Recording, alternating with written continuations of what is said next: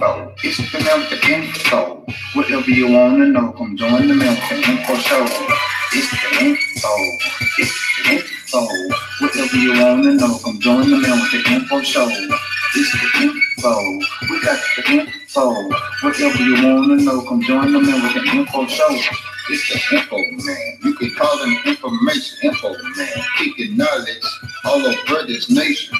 We ain't lose a draw. You can bring your hate team, but if you want to win, please don't bring your debate team. We talking Japanese shogun, Aztecs, old mixing, African dogun.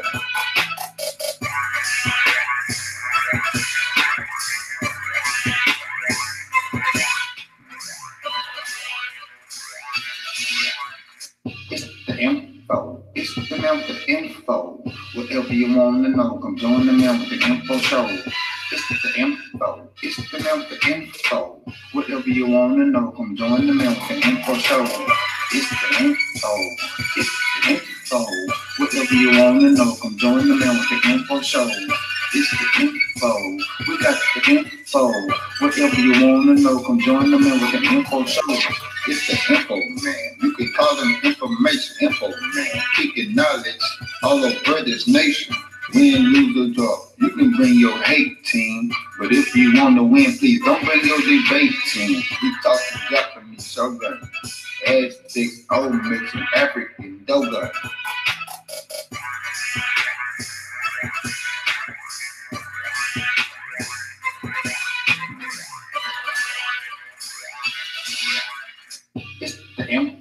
Ladies and gentlemen, this is Information Man. We have a very special program today. I've got my man, as you can see, the thumbnail on the screen, Brother Life Machine Power. This brother hails from Canada, Toronto, Canada, if I'm not mistaken. I've had the pleasure of being a guest on his show on a few or many of his live streams when he has had brothers and sisters being brought aboard his panel. I'm hoping that this is a brother that we can give our support to.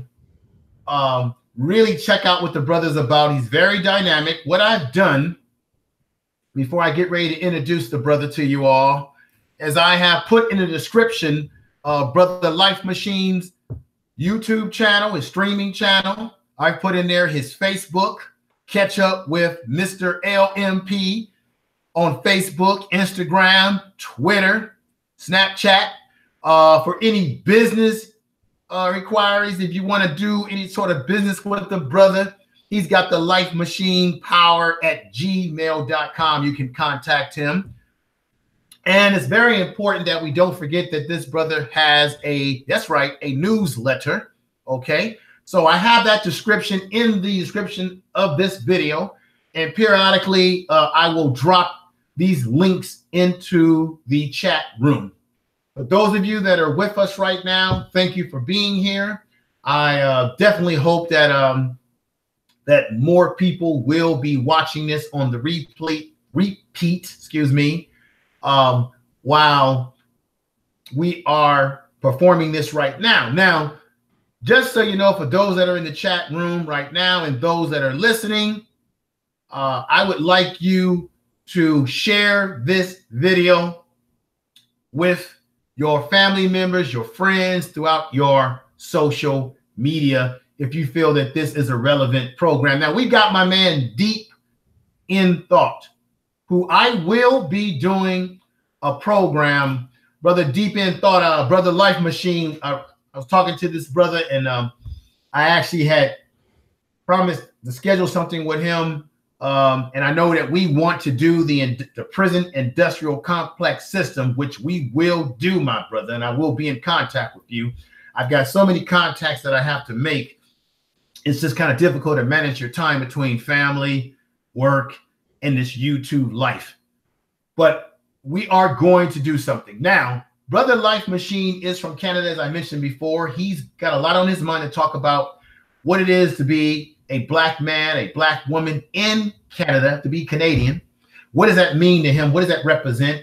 And we're going to talk about how that impacts black people here in America. How does it impact us?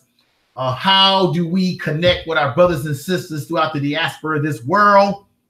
We do have a variety of things that we deal with in America that maybe other groups or other of our Black people throughout the diaspora of the world may or may not be dealing with. We're going to touch on all those different issues. We're going to get it right as best we can. And I want to let you know, it's very important that you understand that information is power. Information is always power, always.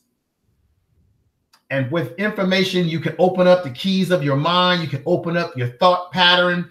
You can have the type of manifestation in your mental makeup to make better decisions, to act swiftly on correct knowledge and information. Always seek knowledge, always research. Don't take everyone's word for it. Always look behind and examine both sides of the coin. Okay? Now, with that said, I'm going to take the beautiful thumbnail off, and I'm going to create another thumbnail for the finishing touch on this video that shall be magnificent with Brother Life Machine Power. So let me take this off here. I don't think I've shared it with everybody. Did I share it with everybody? I'm going to stop that. And now you see me here in my little studio here. I want to thank everybody out there who's with us. We were going to do this presentation later in the afternoon. I had some personal things that came up, and I said to Brother Life Machine, let's do it right now. Let's get on here right now. So with that said, everybody, I want to give a clap to everybody in the chat room right now.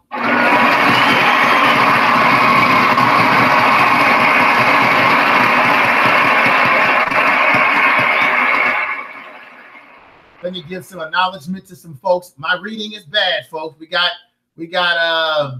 Brother Max Evans with us. Sister Winfield. Thank you, Sister Winfield. Good afternoon to you. Deep in thought. Brother, I'll be with you. African Defender. Where have you been? Sister Washington. Darius Matthews. Soaking up the knowledge. Hey, Brother Darius Matthews, I'm going to call you today, maybe this afternoon, because this Brother Darius Matthews is from the Bay Area, and he talked to me earlier. Yeah, we talked a little bit yesterday.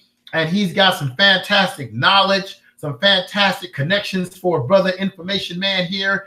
And I'm going to get him on the program in due time to talk about a variety of things that he's involved with.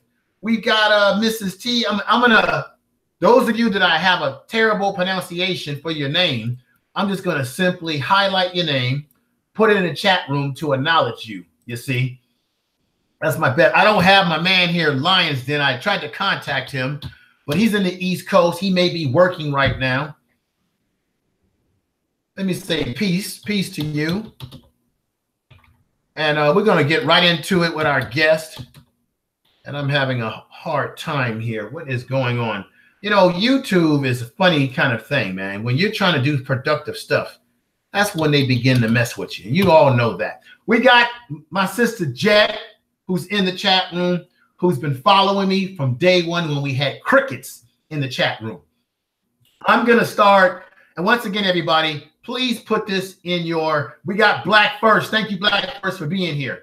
Please put this to your social media. While I'm interviewing this brother, I'm going to be popping stuff in social media to get more people to the platform right now.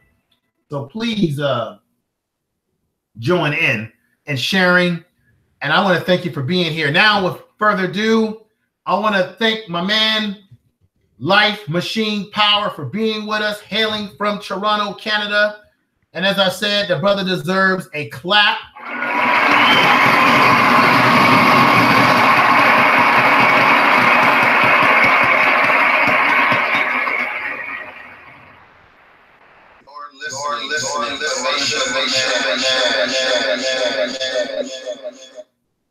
Brother Life Machine Power, how are you doing, brother? I'm doing fine, thanks. Thank you very much for the introduction. I do appreciate it. And thank you for having me on the show. All right, brother, you're speaking with that smooth Caribbean accent. Brother, where in the diaspora of the Caribbean, if I'm correct, and if I'm not correct about that, definitely correct me, is your lineage of your family? Jamaica. Jamaica! Man. Woo! Brother, let me tell you something. When I ran across your program, I was taken aback in a positive way because I liked your demeanor. I liked your style. I liked how calm and collective. You can't get any calmer than this man, folks. You can't get any calmer than this brother here. I liked your demeanor in the way you handled your panel, the way you decided, hey, you're going to get this much time to speak, and then we're going to go. You were very smooth, very charismatic, and you get your point across without necessarily having to get into a bunch of drama and nonsense like that. Let me fire up, for the sake of the program and my little boo-boo, I'm going to fire up the speaker podcasting system, and I'm going to repeat a few words again for the speaker system in particular. So folks, bear with me right now because it got so caught up in other. Oh, okay. Oops. Here we go. We're going to stop that and go this route. Here we go. Ladies and gentlemen, welcome to the podcast. This is Information Man. We're here with brother Life Machine Power from Canada, hailing from Toronto, Canada, a brother whose family comes from Jamaica. Smooth brother, very down-to-earth brother. I love his YouTube channel. And so we're going to talk about everything that relates to Black people in Canada, throughout the world. We're going to get right into it. So everyone out there listening in speaker.com, and of course we are on Facebook Live, and we are on YouTube Live. Welcome aboard to the program, and we're going to get right into it. And once again, brother Life Machine Power, how are you doing, brother? I'm doing fine, thanks. Okay, let's get into it, brother. Tell us, who are you, brother? What brought you to YouTube? What was your goals and objectives in bringing yourself to YouTube? What are you trying to do? Tell us about your channel. Okay, so for a number of years, I've been watching YouTube, and I'd been watching what a lot of other people had put out. And I wanted to contribute, but I didn't know what I would say or what I would do. So for a number of years previous, I would watch a lot of different channels, and I would look at their content. And then it came to me that what I should do is just put out my point of view on the things that I've experienced in life. Now, in terms of goals on YouTube, the main objective is to put together a collection of people in the form of a network and have things like worldwide conferences, books, and all sorts of other merchandise. So if you look at different organizations, generally they have things like a summit or a conference or groups that get together. So I'm interested in, one, putting out the way I see things in life, but also getting people together in a physical location so that we can interact, exchange ideas, have a good time.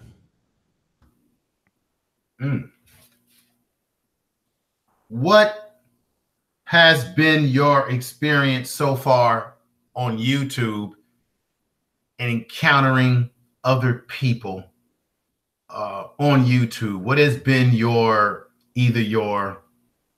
what has been good for you? What has been bad or negative? What have been sort of the trials and tribulations and starting your channel? Okay, so from a positive point of view, the wonderful thing about this platform is that you can work at your own pace. So you don't have anybody over top of you in terms of how much content you'd like to put out. At this point, I have over 500 different videos out. So that's an advantage because I'm not constrained to having to deal with somebody over top of me, and I set my own quotas and I enforce those. So it's great to be able to put out the content as frequently as you like. The wonderful thing is that the live streaming aspect has really been a game changer because previous to this, I did a number of pre-recorded videos, and the pre-recorded videos don't have the same impact for me as the live streaming. So live streaming is definitely a game changer because it allows you to be interactive with people from all over the place. There's a lot of work that goes into this. I didn't realize that there's so much work that goes into it, but there's a lot of work that goes into this. I do know that for a channel to be successful, people need to be consistent with their content. And the other good thing is that you are able to be who you are. If you choose to, you're able to be who you are. Now, in terms of negative on the platform as it is very, very good, because what we're doing right now, years ago, this would have cost millions of dollars to do. You would need special equipment, you need satellites, you would need a bunch of different things. You need specialized microphones. But what I've found negative on this platform is that a lot of people are preoccupied with numbers. So if my numbers are smaller than your numbers, a lot of people don't want to deal with people because their numbers are small in comparison to theirs. A lot of people are fixated on these dramas, so that's a negative. I'm not saying that in life people won't clash, but if your content is always about fighting people and drama, it's really counterproductive. And the other thing that I find as a negative is that many people are not interested in working with other people to do something progressive, and many people figure that they have to hold on to what they think they have. So I'll give you a good example. I saw a guy who was doing his own live streaming, and he had a particular software that he was using. So I contacted him to find out what that software was and how it would work.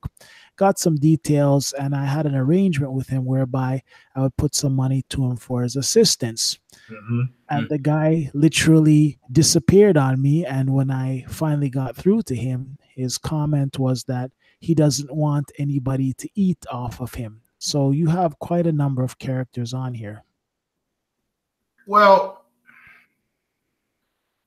I think that one of our biggest problems as a community, especially here in America, I don't know, you can speak upon how Black folks treat each other in Canada, but in America, I think one of our problems as Black people in general, I'm generalizing, of course, is that we sort of have this race with each other. We're all trying to get to the top of the mountain, and we feel that if one other person gets there before us, then we sort of have the crabs in the barrel mentality, tear one another down. That's for some Black people, not all, right? Instead of us having an approach that to teach one, teach all, work together type of mentality. If you look at other groups in America, Jewish people, Asians, all these different groups, they somehow work together. And a lot of times Black people will use the excuse, and it's based in some reality that, well, we were brought over here as slaves. We had our language and our culture stripped of us. That is true. But sooner or later, we have to stop using all this stuff as an excuse and realize that, okay, we know that that's what happened to us, but it's still no excuse for us to say, let's not work together. Let's be aware of like, hey, this has been our history that has been used to tear us apart, right? But let's make an effort to bring each other together, okay? In 1970, you had the Memorandum 46 that was created by the United States government with Jimmy Carter to keep Black people in America separated from African people in the diaspora of the world, to create an agenda to create dissension between us. And what you see is that you see those of us on YouTube and other platforms that will get into these debates about, well, I don't care about Africa because Africa hasn't done anything for me. What you're doing is you're playing right into the narrative that they want you to. You are divided and conquered when you fight against each other. When you work together, you have a cause and commonality together, you can be effective. So what you saw there was an individual, like you said, that was concerned that you were going to get a better come up than him. Right? Now, I feel that if I work with a brother, I work with my people, that we all can benefit together on one level.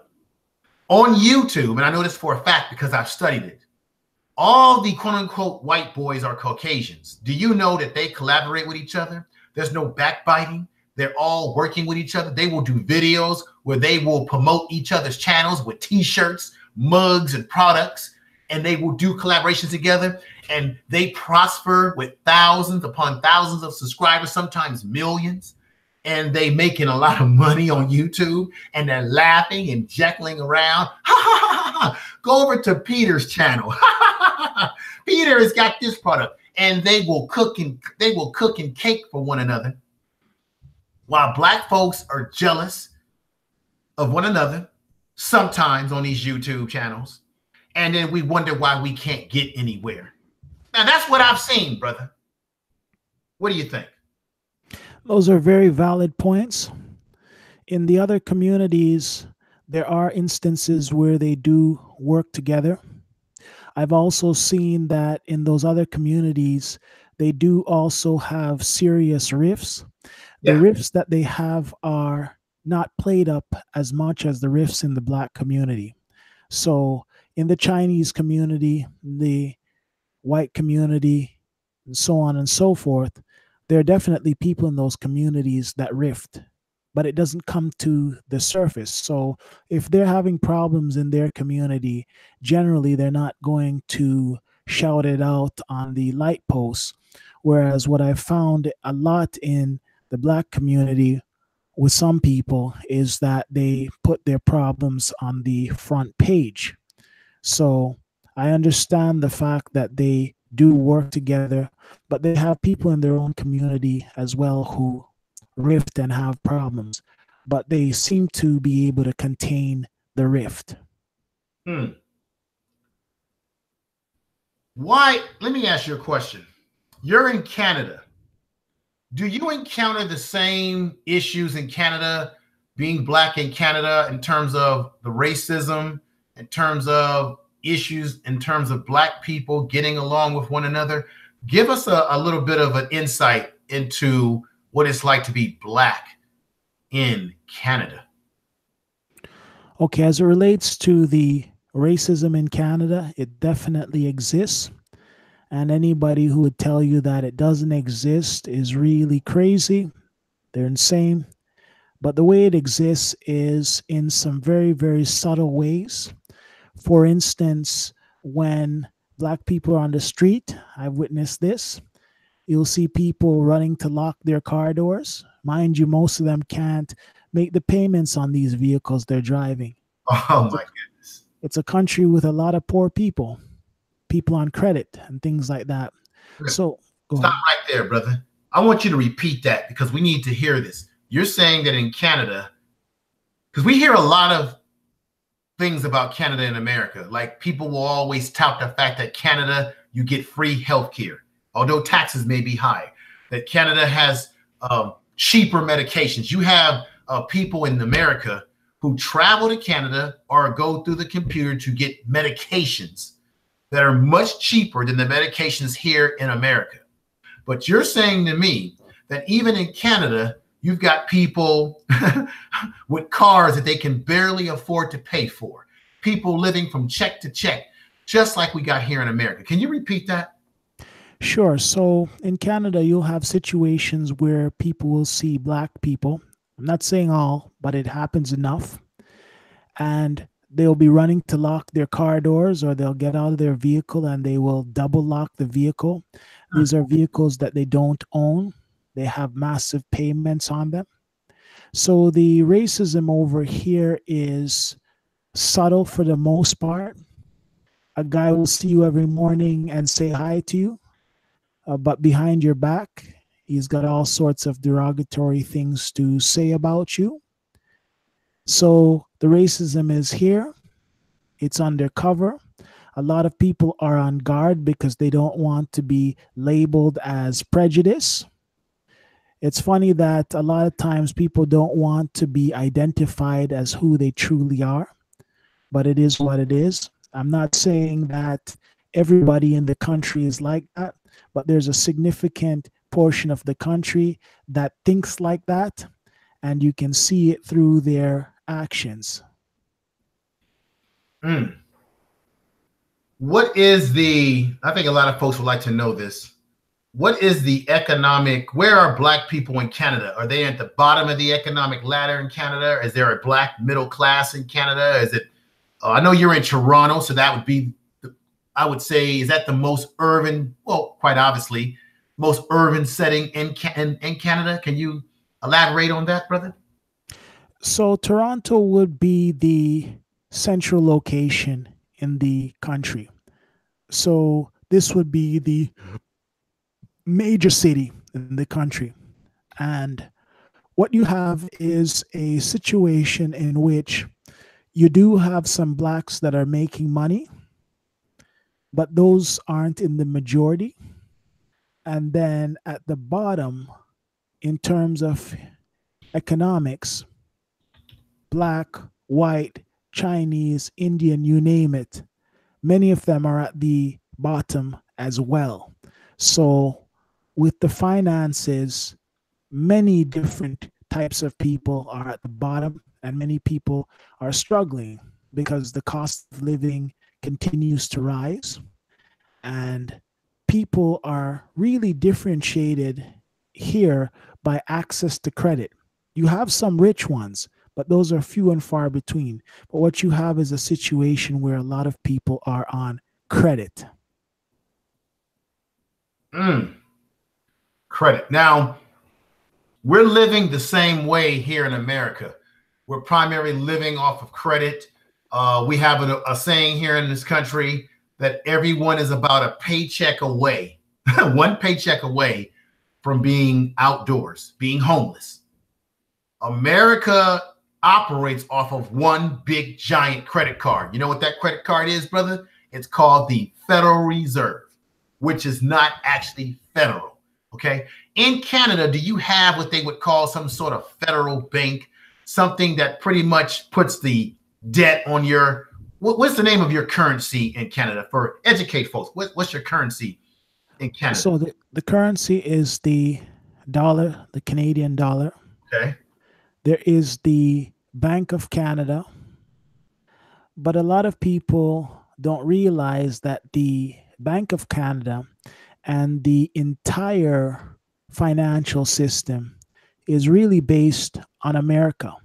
The Canadian financial system is not independent of America.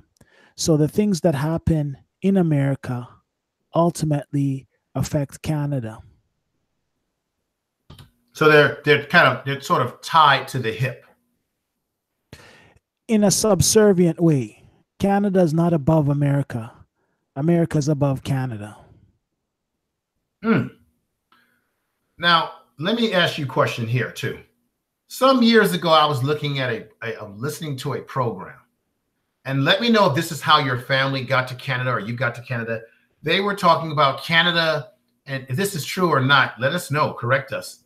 They were saying that Canada really promotes the idea of diversity in terms of encouraging other ethnic groups to come into the country, be a part of the country. So, for example, you have a lot of Africans, I think East Africans, that I was looking at a program where East Africans were coming over into Canada, that Canada sort of opens their doors to the idea of letting other types of ethnic groups blend into their culture.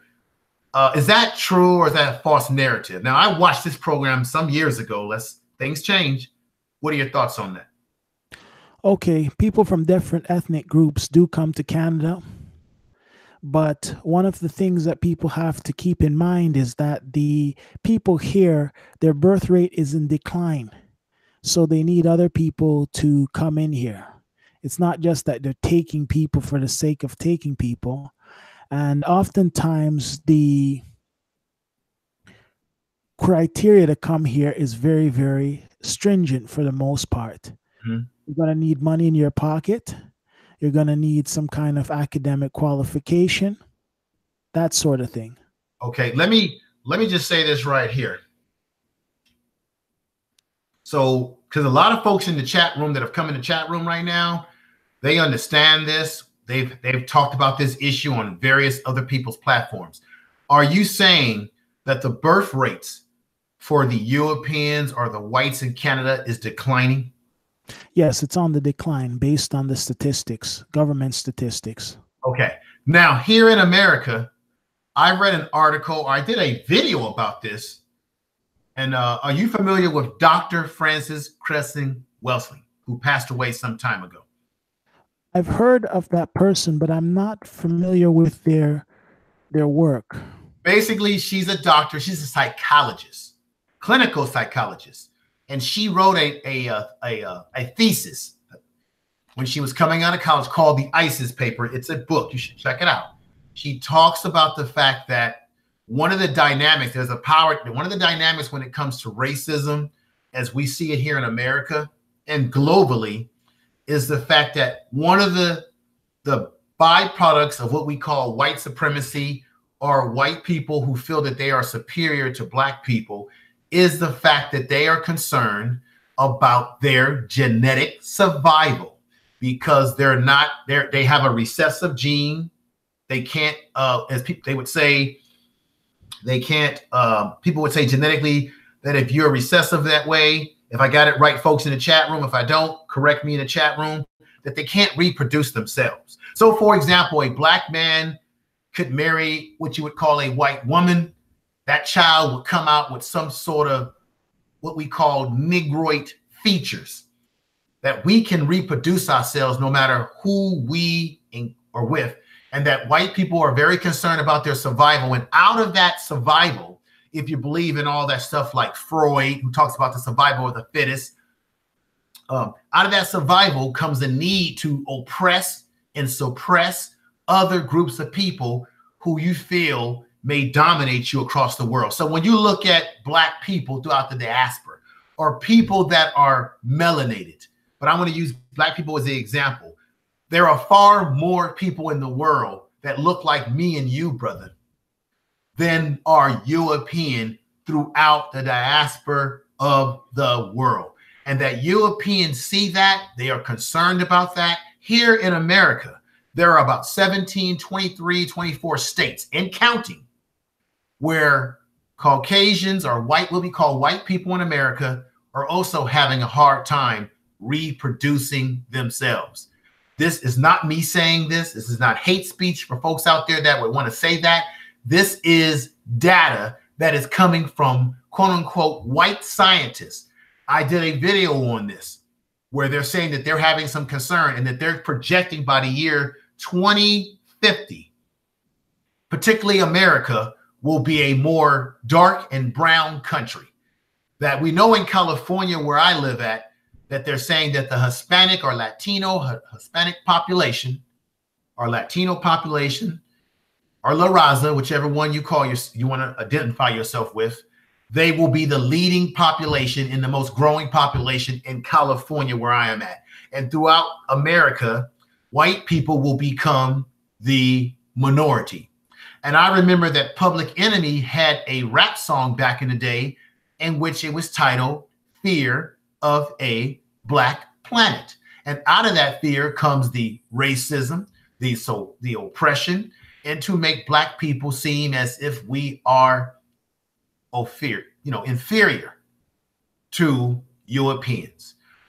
Are you seeing a combination of any of what I've just stated in Canada as it relates to how the Europeans or the French Canadians, Europeans treat black people or other people of the diaspora in Canada? Well, first and foremost, with regards to that statement, here what happens is that people are becoming more intellectually aware. Okay. People are able to have access to a lot of information that they weren't able to access previously.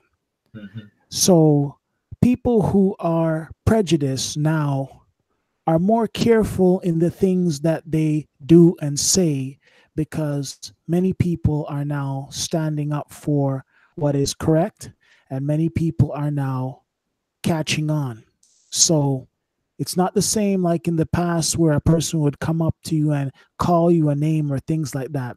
A lot of these people have to be careful with the things that they can do and say, because now there are legal ramifications for those sorts of actions. So many people are on alert to those things. Even if they feel that, even if they think that, they need to be prudent in terms of what they say and do. Now, what has happened also is the fact that people from one generation might spread something about other people, and then the next generation has some kind of interactions with those people, and they're seeing that these things are false, that these things don't necessarily add up. Like the typical stereotype for the black man is he's lazy, he's this, he's that, he's no good, he's a thief. But you see, when you get people together that have some sort of intellectual capacity, what happens is that these things are dispelled. For instance, if every black man was a thief, there would be nothing to steal because it would be concentrated. If every black man was a crook, there would be nothing to do because there'd be too many people involved in it. So it's this practical type of thinking that people need to get into. If every black guy is stupid, then guess what? Why do you need to be all up on them since they're so stupid? Leave them alone. Let me give a little, I want to acknowledge some people that are in the chat room right now, brother. We got a nice crowd of people, and we got everybody in the chat room. I want to thank you for being here. I got my man Logic from Food, Clothing, Music, and Shelter. Thank you for being here. Sister Ann, thank you for being here. We got Real Aaron Collins in there. We got a sister that you know very well, Classy Ruby, is in the chat room. We've got Sonia C's. We've got we got India in there. We got NJ Progressive India. Thank you for being here, Sonia C's. Let me see. We got my man Cap, brother Cap. I got a good show that I gotta get you on, brother. Brother Hodges is here. We've got a variety of different people that are in there in the chat room, and I know there's people watching. And make sure you hit the likes. And I'm gonna fill some questions from some of you in the chat room that you may have for brother Life Machine Power. So thank you. We got Sweet James. That's a hell of a name, Sweet James. Thank you for being here. And any of you that I can't make out your name, I'm just going to simply put you in the chat room and say, what's up?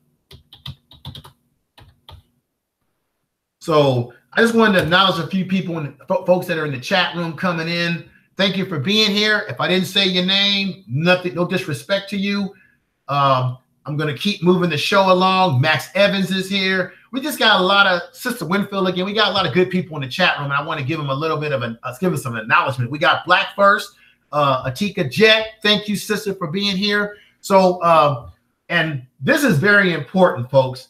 Y'all need to get over to this brother's channel and support this brother. I dropped a few links in there because listen to what I got to say. You're listening to Life Machine Power. Life Machine Power. Make sure you subscribe to the brother's YouTube channel. Thank you. All right. Life Machine Power, brother. We're back with you. Sorry for cutting you off there. I have a style where I like to acknowledge people in the chat room, get them involved. Usually I have my partner with me, Lion's Den. He usually will start reading what people are saying in the chat room and we get them involved. But we're going to do our best here, brother. So continue with where you were at as in terms of the politics of Canada and what's happening. Sure. So what happens here is that people will come here from different countries. For the most part, they require a lot of things. Academic qualification.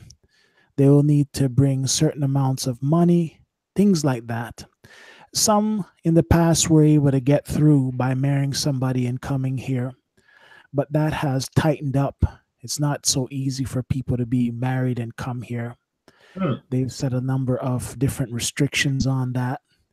The welfare system used to be a lot more generous in the past.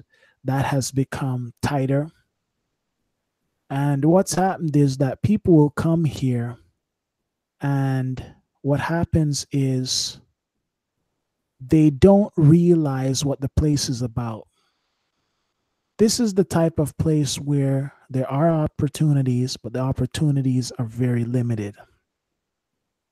So you have many people here with their academic qualification, and they aren't able to work in the field that they train for.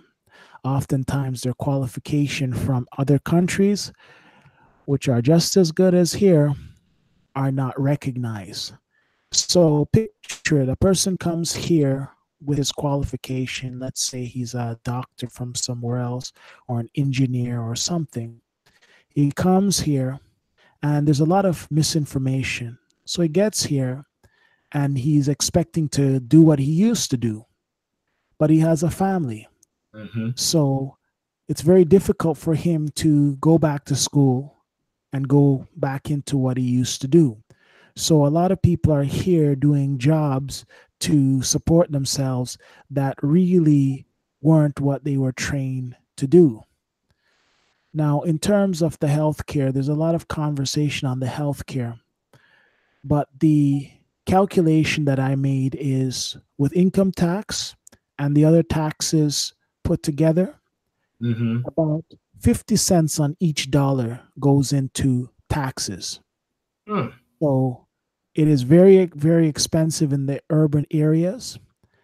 And because so much money goes into the taxes, yes, you get some benefits in terms of healthcare. The healthcare could even be better because of the amount of money that they're taking in taxes.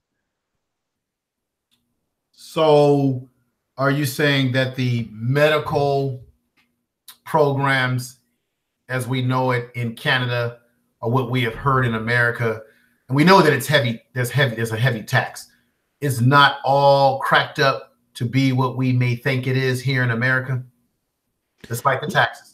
Yes, because the reality is that when you're paying about 50% in taxes, you should be able to go into the hospital and get just about anything you need done, all included, such as your dental. You should be able to go in there, get whatever medication you need, because it's not that they are giving you anything, it's that you're paying for it. So 50% of your strength is pushed over to taxes. So the healthcare system here should be better than what it is. Wow. But as it relates to Black people in Canada, are there thriving, or is there a thriving Black middle class in Canada? And how does that thriving, if there is one, thriving middle class or higher class Black community in Canada, how do they treat what we would call in America a lower class or poor class of Black? Because I know in America, Black people have this issue where you have those that are up here economically will sort of look down on those that are lower economic, or those that are lower economic will look at the ones that are up here, higher economic, as sort of sellouts. Or we got this whole thing about the boule. A lot of folks are not happy with Black folks that are part of this structure called the boule, right? And so how is that system in Canada as it relates to Black people? Well, what I'm going to say is going to be controversial to some. Okay. I don't see it as middle class. Either you're rich or poor. That's how I view the money in any country. Either you have it or you don't. And I'll define rich and poor. Rich means that you can live the way you want to live, and money comes in uninterrupted. poor, you struggle to pay your bills, you've got all these things on credit, you don't own anything. The rich people own things, the poor people have credit. But with that said, the wealthy people in Canada, black, white, Indian, are few and far between. So there are fewer rich black people in Canada. Okay. And the rest of them aren't wealthy. They'll be in houses, they'll be driving cars, but they don't own anything. You know, I wish that was not the case, because it's the same issue that black people have here in America. We have a term in America amongst, I don't know what the term you use in Canada, but in the black community, in some black communities, we have a term called keeping up with the Joneses, meaning you want to keep appearances. So you drive a fancy car that you're probably struggling to pay on, but you want to keep the appearance as if you are doing well, living well, right? And appearances can be deceiving, as one would say, when one is struggling. Because, you know, they always say that they say that buying a car is the worst investment, because once you drive that car off the lot, it depreciates in value. It's already going down. And then they will tell us that home ownership is the way to go, real estate. And so much of Americans' wealth in general is tied up in our homes. And as you may know, we had a big economic crash in this country, recession as they called it, during 2008, 9, in that period of time, which that's what brought on the phenomenon of one Obama getting into office with the whole change and hope slogan. And we're still catching hell, brother. There has not been anything that has been effective in rising us above economically. We're told often to go to school, get education, get a good job, and you'll be well. But then there are some that say, no, don't get a job, become an entrepreneur. That is the way to go to create true wealth. What is the entrepreneurial attitude, system, and community like as it relates to black people in Canada? Okay, the vast majority of blacks go to work for somebody, and the vast majority of them have been conditioned that they do need a job under somebody else. So you do have black business owners, but they are few and far between. In fact, when you're doing business, you can see the shock when people do see that you are black, because they generally don't encounter many blacks in that capacity. Now, as it relates to the education system, you have to really be able to look at it carefully and look for the money, because many people have their qualification and they're doing jobs that are not making enough money. It's the same. See, this is what I'm trying to go. This is what I'm trying to do, folks. The more we think that we are different from each other based on where we live, the more we remain the same. Yes, a brother may live in the UK with a different colonial accent. Yes, black people may live in America where we speak with this low German language that we speak. That's what English is. It's on the low German tree. Yes, you have people from Canada like my brother, Life Machine Power, who may have a Canadian accent, may speak with a Caribbean. We may speak with these accents. We may eat different dishes. We may listen to some different music.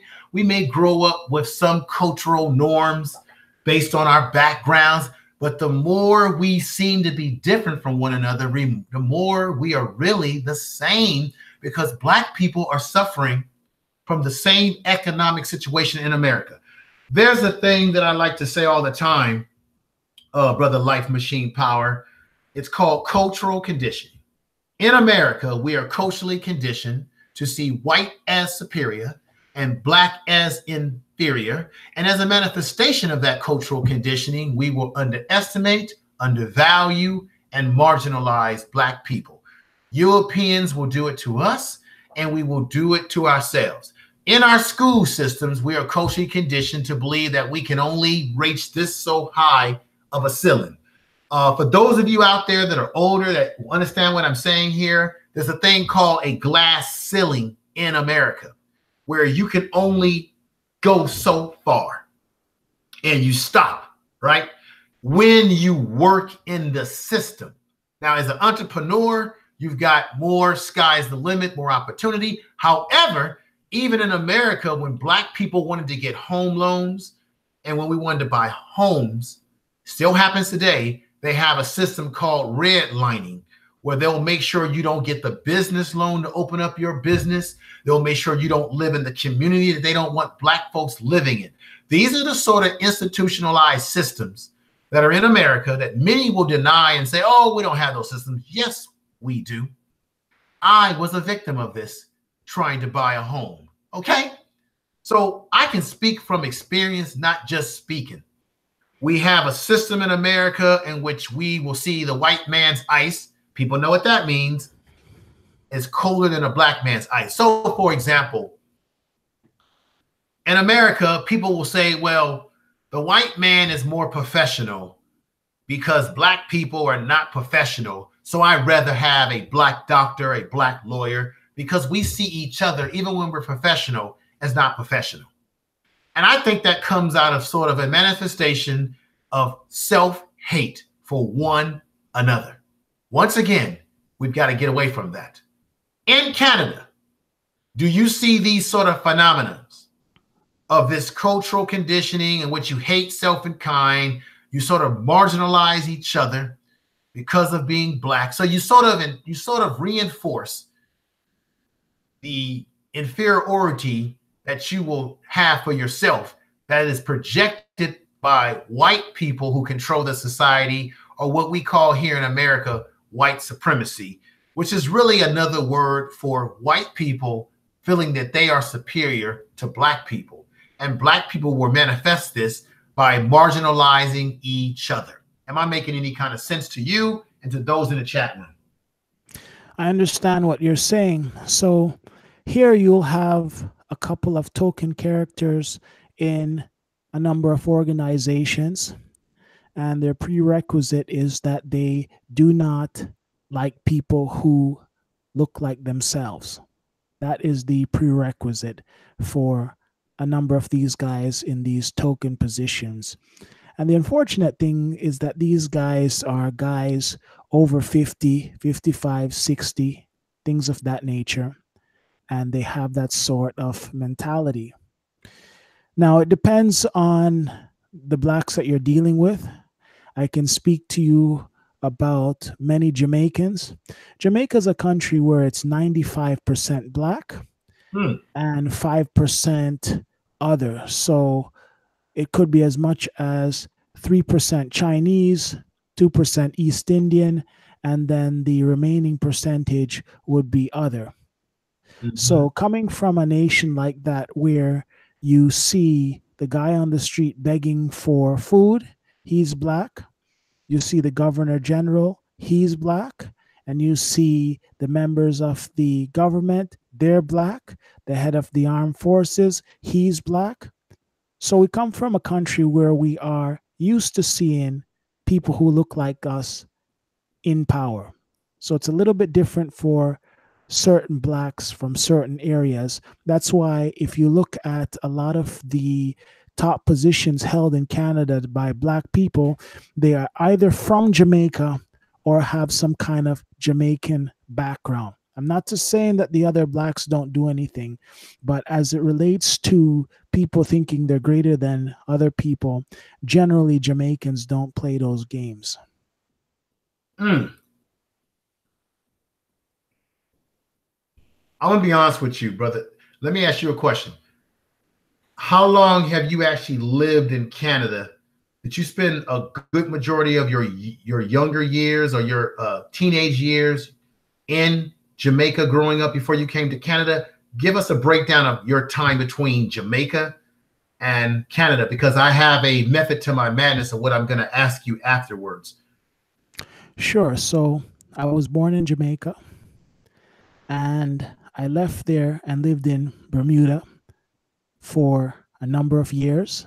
And then I've been in Canada for decades. But mind you, I've been back and forth to Jamaica very, very frequently, many, many, many times.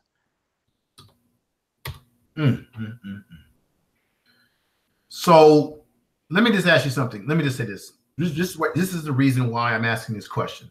A lot of Black people, see, what I noticed about brothers and sisters that come from the Caribbean or come places from Africa and they come to America for opportunity is that they come from a background or an ideology in which they are used to seeing people that look like them, that are in a position of some authority, some power in some cases.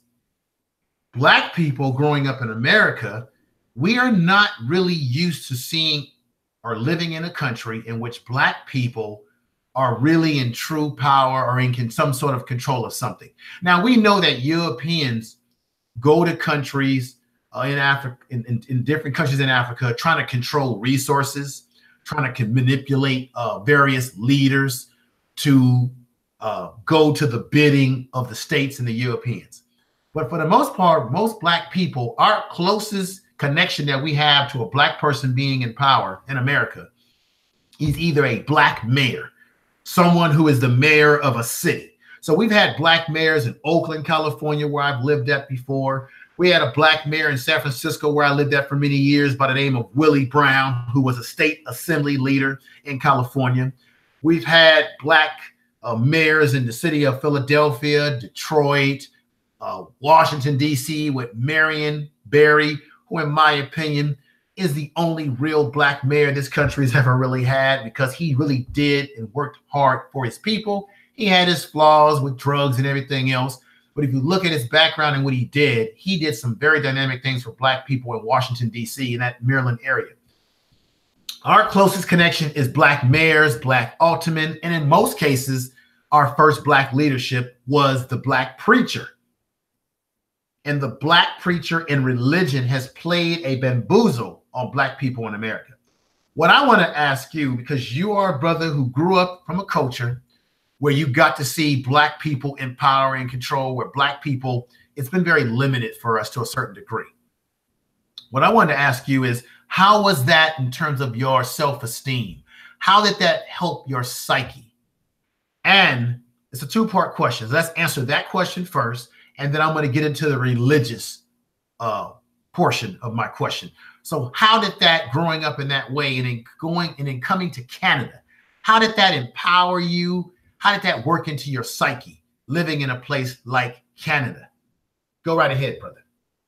So in terms of empowering, when you come from a nation where you see people that look like you in charge, it is almost inconceivable to think that anybody else based on their color is greater than you, because you're coming from a situation in which people who look like you have been in charge, not yesterday and today. Jamaica had gotten out of slavery 1837. 1834, slavery was abolished in Haiti. So Jamaica's just right after Haiti. Mm-hmm. So we've had a long period of time in which Blacks have been in charge. And you'd see certain things in the country, like I'll give you an example. My grandfather was a farmer. He worked the land from about 8 years old all the way up into his 80s, almost into his 90s, into his late 80s. This is a man who owned his own property, and he had other properties all over the place. He even had a property which he had a 99-year lease on, in addition to his own personal property. He got up in the mornings, he worked the land. My grandmother sold the produce.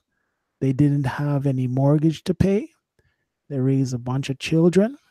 They had money in their pockets. And we never saw them beg, borrow, or scrape, period. In fact, at times though to work the land and things like that. So coming from that type of background, you come with a level of confidence. Some people might term it as arrogance, but it is a level of confidence, knowing that there are certain things that you can accomplish and not taking the trash from other people. The reality is that a lot of the things that have been done over here, Jamaicans have pioneered that. A lot of the big positions held by blacks first have been held by Jamaicans. So it's something that, for the most part, is inconceivable.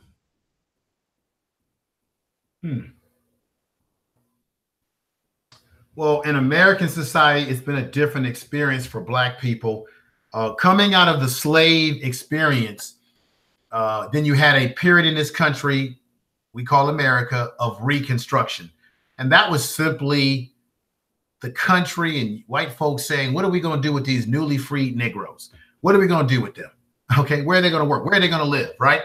So we went to a period of Reconstruction, which later on led into black people going into sharecropping. You said that your family farmed the land, they did everything, they owned their own, they didn't have debt. Well, part of the phenomenon in America was called sharecropping, which caused, I think I spoke to you about this once before, which caused black people to be in debt to the very land that they were slaves on. So, for example, if I owned land and I say to your family, okay, now you're freed slaves, but you know what? I got a good deal for you. I'm going to give you some seed. I'm going to let you borrow some land over here that you don't really own, but it's going to be your land on credit. And I'm going to give you seed to grow your crops on credit. And then whatever you bring to market, you're going to give me a percentage so that you can pay off your debt to me for giving you credit, which is seed and land up front. Well, what happened to many black folks at that time is that some of them would go into debt. The crops would have some problems.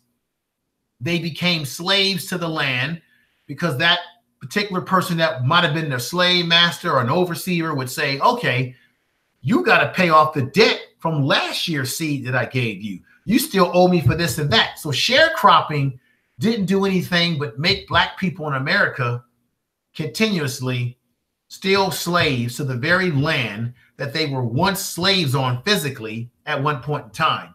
So you had many black people in the South who got caught up in the whole sharecropping, which was nothing but another form of credit that swindled them.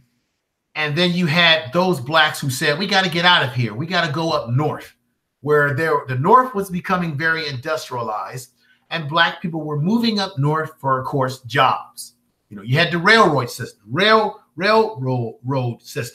I did a video about the Pullman porters during the 1800s into the early 1900s, where were black men who worked for the train companies in America, which were one of the first industrial things in this country, such as the train system. And many of them were treated very poorly, and they formed a union, the Pullman's Union, the sleeping car Pullman Union, to fight against the oppression of white people that were mistreating them during that employment stage. So while you speak of your family having the opportunity to grow your own food and be independent, many black people who were independent here, there were many in America who were not independent, and they became slaves to the very land that they were once slaves on. What are your thoughts? Yes, those are very, very valid points. The people are generally the same. Like, I'm not much different from you. You're not much different from I am. It's very likely that we came from the same section in Africa. So there isn't much of a variation in looks. The situation in Jamaica was that the Europeans were outnumbered by the blacks, whereas inside America, it was a situation where the whites outnumbered the blacks after they had started to import more whites into the country. So I understand the struggle that you speak of.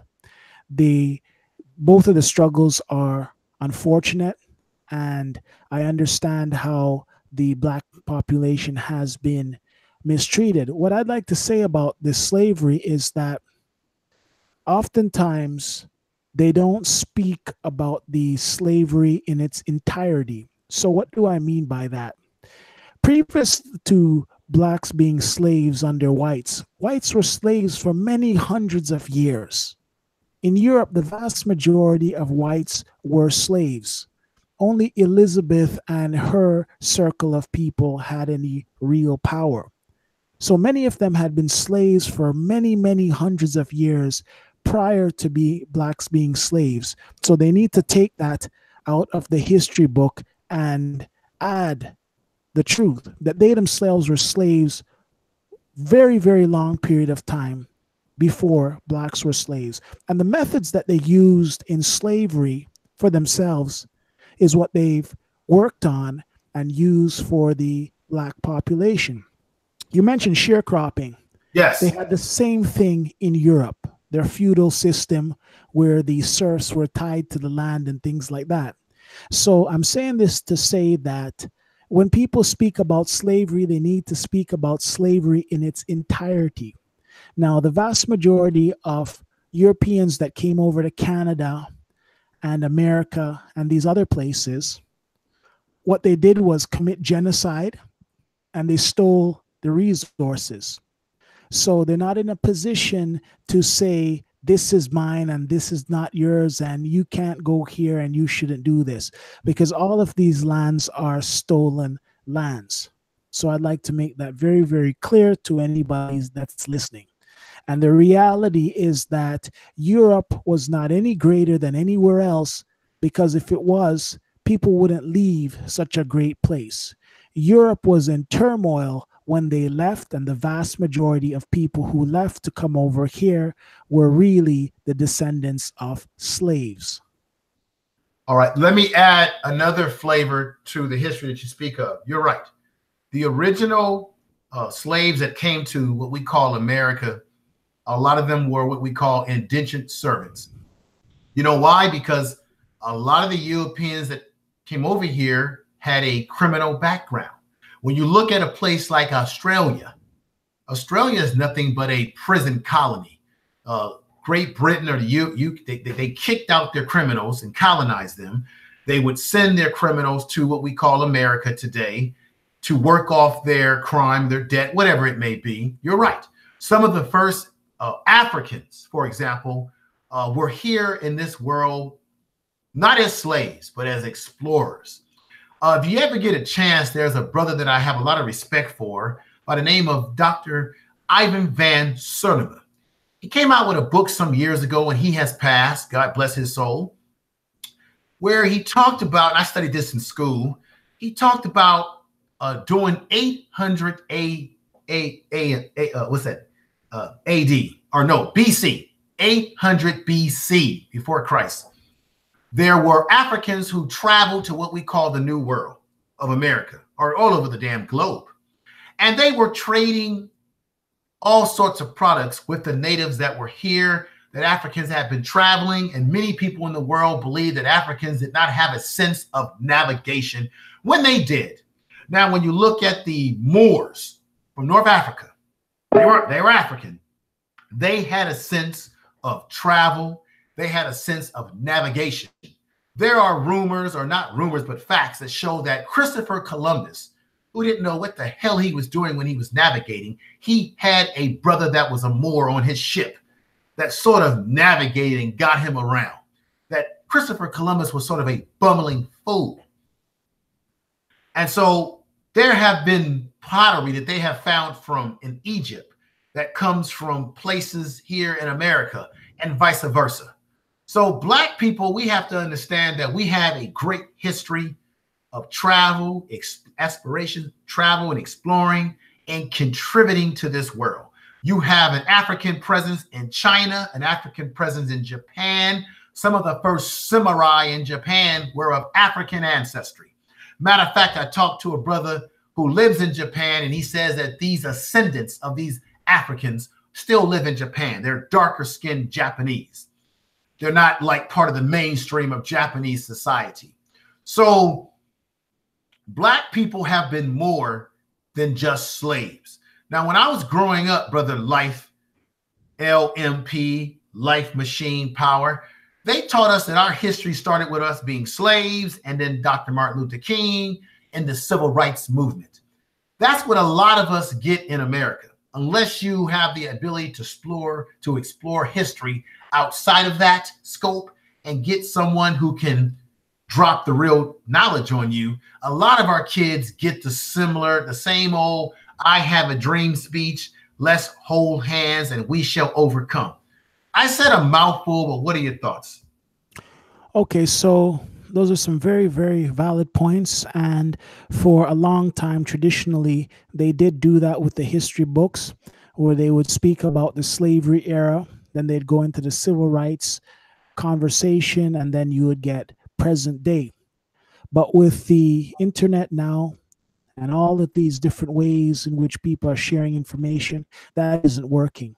Now the people who are out here are now challenging what they're saying, and now they have to admit to these things. So what they're doing is they're trying to trivialize these things, like statements like the past is the past, which isn't so, because the past always manifests itself in the future. So that's complete garbage. But yes, they tried to do that sort of thing when people didn't have access to the correct information, which now people have access to, and more people are backing people up on the nonsense. People are saying that doesn't make any sense.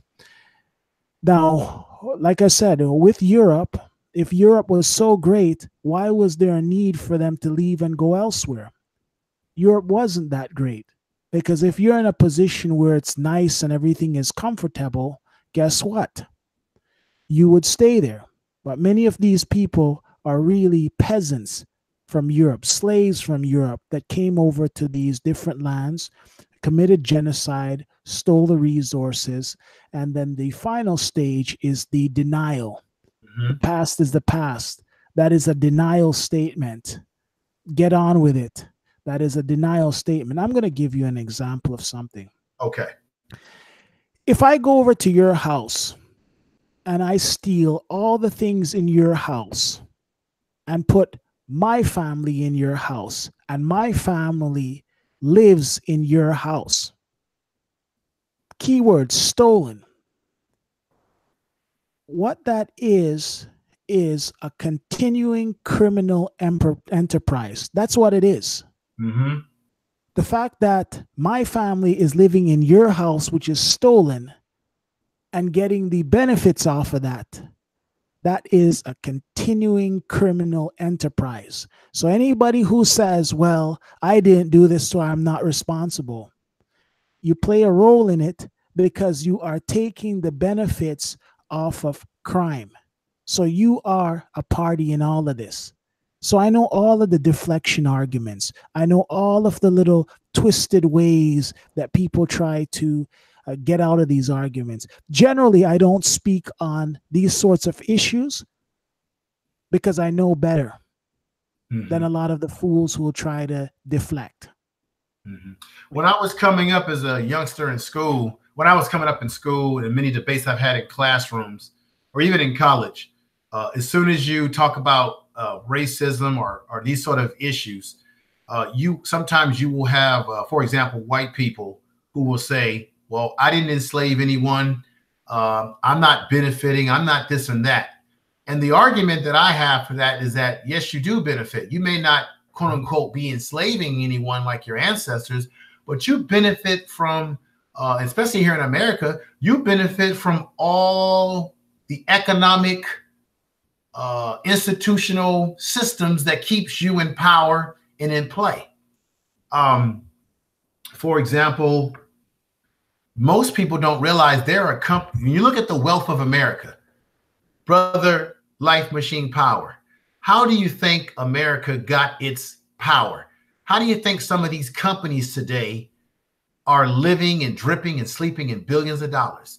Many of these companies made their money in the triangular slave trade.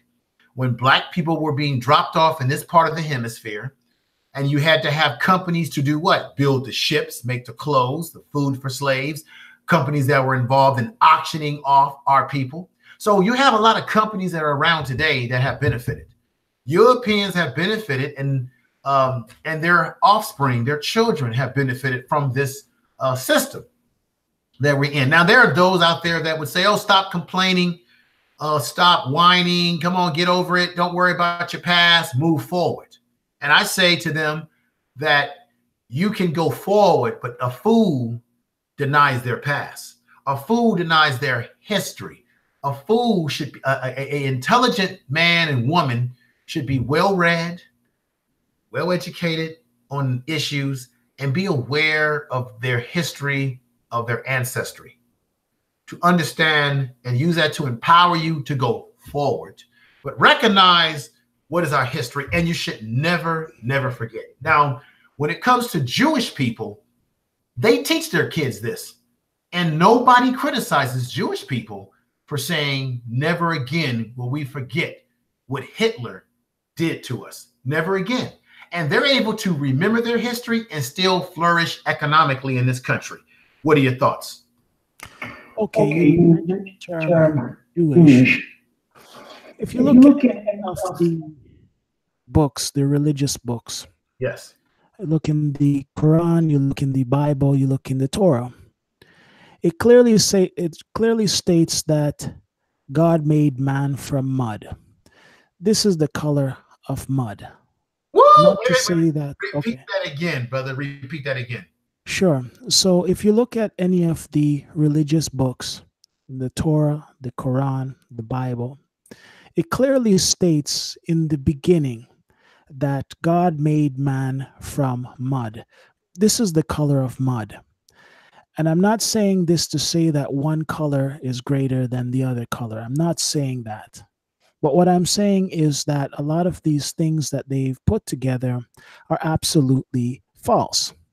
So the original Jew would have to look like you and I, point blank. So when we speak about these different people, you see the stories in the Bible and the Torah are really the stories of our lives. It is a story of our people. Whether you're religious or not, it doesn't matter. These are the facts. Mm-hmm. When you look into these people and where they're located, these people are what are classified as black people. King David, King Solomon, all of these different people were black people. And if you look at it from a genetic point of view, you can find with blacks a lot of genetic variations, but you cannot have a situation where whites are producing people who are black. It just doesn't work that way. So in terms of a lot of the terminology, a lot of these people realize that they are telling lies. And when they are questioned, then they have to run for cover. One of the most important things right now in the capitalistic society is the accumulation of money. Mm-hmm. A lot of money does come into the black community, but the money is mismanaged. So the onus is on for people to pool their money and do constructive things. In terms of looking for employment, let's say you set up a shop. Hire your children at this shop. I set up something. I can hire my own and build it step by step. Mm-hmm. So that's absolutely essential. People are not going to take away from their own pot to give to you. And a lot of blacks have that misconception. People are not going to take out of their plate and give to you. They're going to give to their own first. So it's important to work together collectively to make money, not just to talk, but to make money, to have organizations. So you'll have different businesses and for people to interact with one another. Let's say I'm a plumber and you're a lawyer. We can interact with each other regardless of line of work, just with the common interest, which is to benefit one another. So people have to be very, very aware that whatever they're saying, they need to be able to justify. So if anybody were to listen to this conversation and would want to challenge anything that I've said, it's fine. But just know that the things that I'm saying are based on the facts. I don't get too much into theories. I get directly into the facts. So in a lot of these places where the lands have been stolen, fact is that the resources need to be distributed properly. And any system where people are going to try and hoard everything for themselves eventually collapses. Brother, you put it where the ghost could get it. You said it a hell of a lot better than I could. You really broke it down. You want to deal in facts, not just BS. And that's pretty much where I'm coming from as well, brother, with the platform. Is I want to deal in facts. I want to deal in some solutions. Now, let me ask you, let me just say this. I want everyone to have an open mind of what I'm saying here. I don't want to step on anybody's shoes. You made some good points. You said that Europe was not doing great, which caused a lot of Europeans. Now, we know the criminals were sent over here, but we know that there were other Europeans that came over here because Europe was not doing great. When you look at the Irish, you had the potato famine. You had the diseases that were going on with rodents and stuff that were running around in Europe. You know, you had the plumbing and the sewage situation that was pretty bad in Europe. And that caused people to leave as well. When you said that they left, one of the things that I hear some black people say here in America on a lot of these platforms and panels that I've been on, that why is it that Africans rush to come to America? If things were so great in Africa, they would not be rushing to come over here. But you hardly ever hear black people talk about the tons of Europeans who rush their behinds to come to America if Europe is so great, since a lot of us like to take a European vacation. I'm going to Italy. I'm going to France. Well, a lot of people over there in Italy and France can't wait to get their behinds over here to America. And we have groups of people from other races, the Chinese.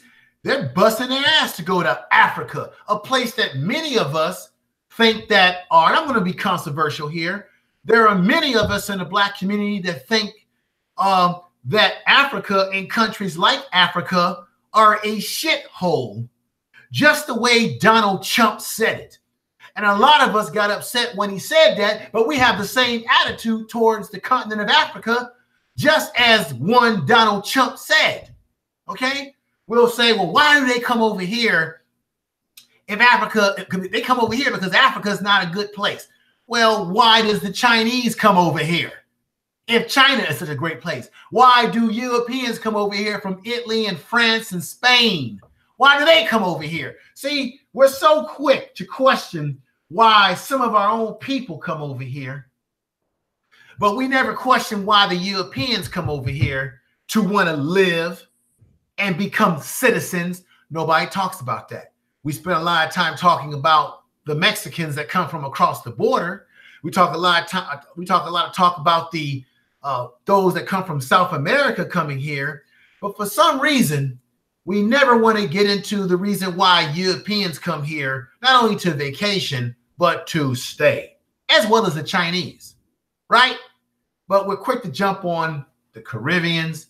We're quick to jump on black people from Africa. Now, one of our problems is black people, and I think it's deep in our psychological core.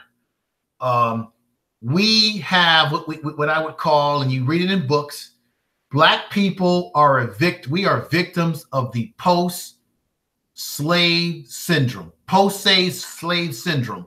We are victims. It's in our DNA from being brought over here as slaves.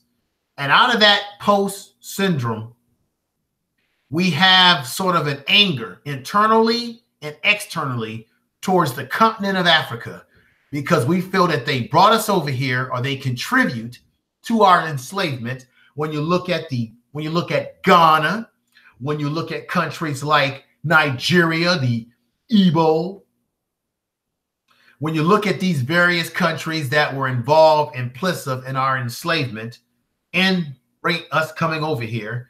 We have an anger because we feel like, wait a minute, they never came back for us. They're not having celebrations for us. Here in America, we'll have an African day. We'll have an African market day where we'll go out and buy African clothing, African artifacts. Hell, I got African artifacts in my place here, as you can see on my walls. You know, look at this. African masks, okay? We love this kind of stuff. African masks, African jewelry. I've got an African spear that's been used right on my wall, hanging in back here. I've got statuettes, and various things that I love that are from Africa that I've purchased. But in Africa, we don't feel that we're being celebrated in Africa by Africans, that we go out of our way to talk about Pan-Africanism, right? And there are those that would say, well, Pan-Africanism can't work unless Africans are for Pan-Africanism, right? And so you'll have those. I was on O'Shea's program when you had Brother Jap on there that we were talking to. And Jap said he has no desire to go to Africa. He doesn't care about Africa. They don't speak upon us. They don't do anything for us. Okay? So we have black people in America that feel some kind of way.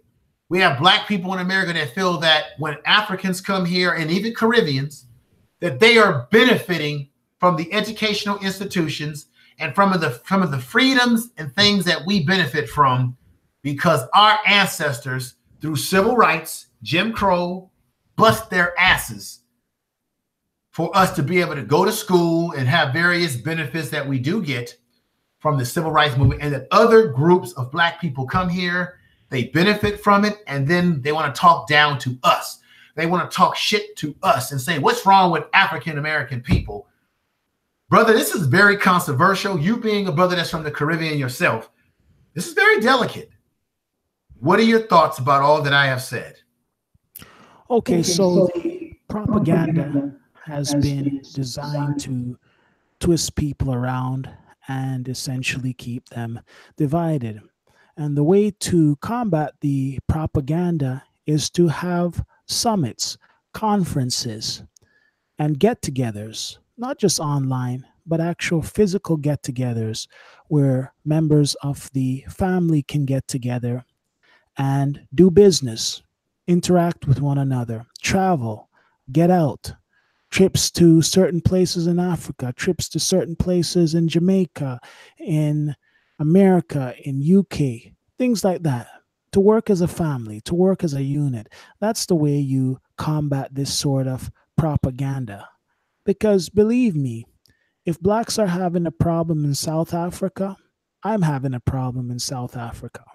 And if blacks are having a problem in the US, I'm having a problem in the US. Because these things are not isolated. They're all connected.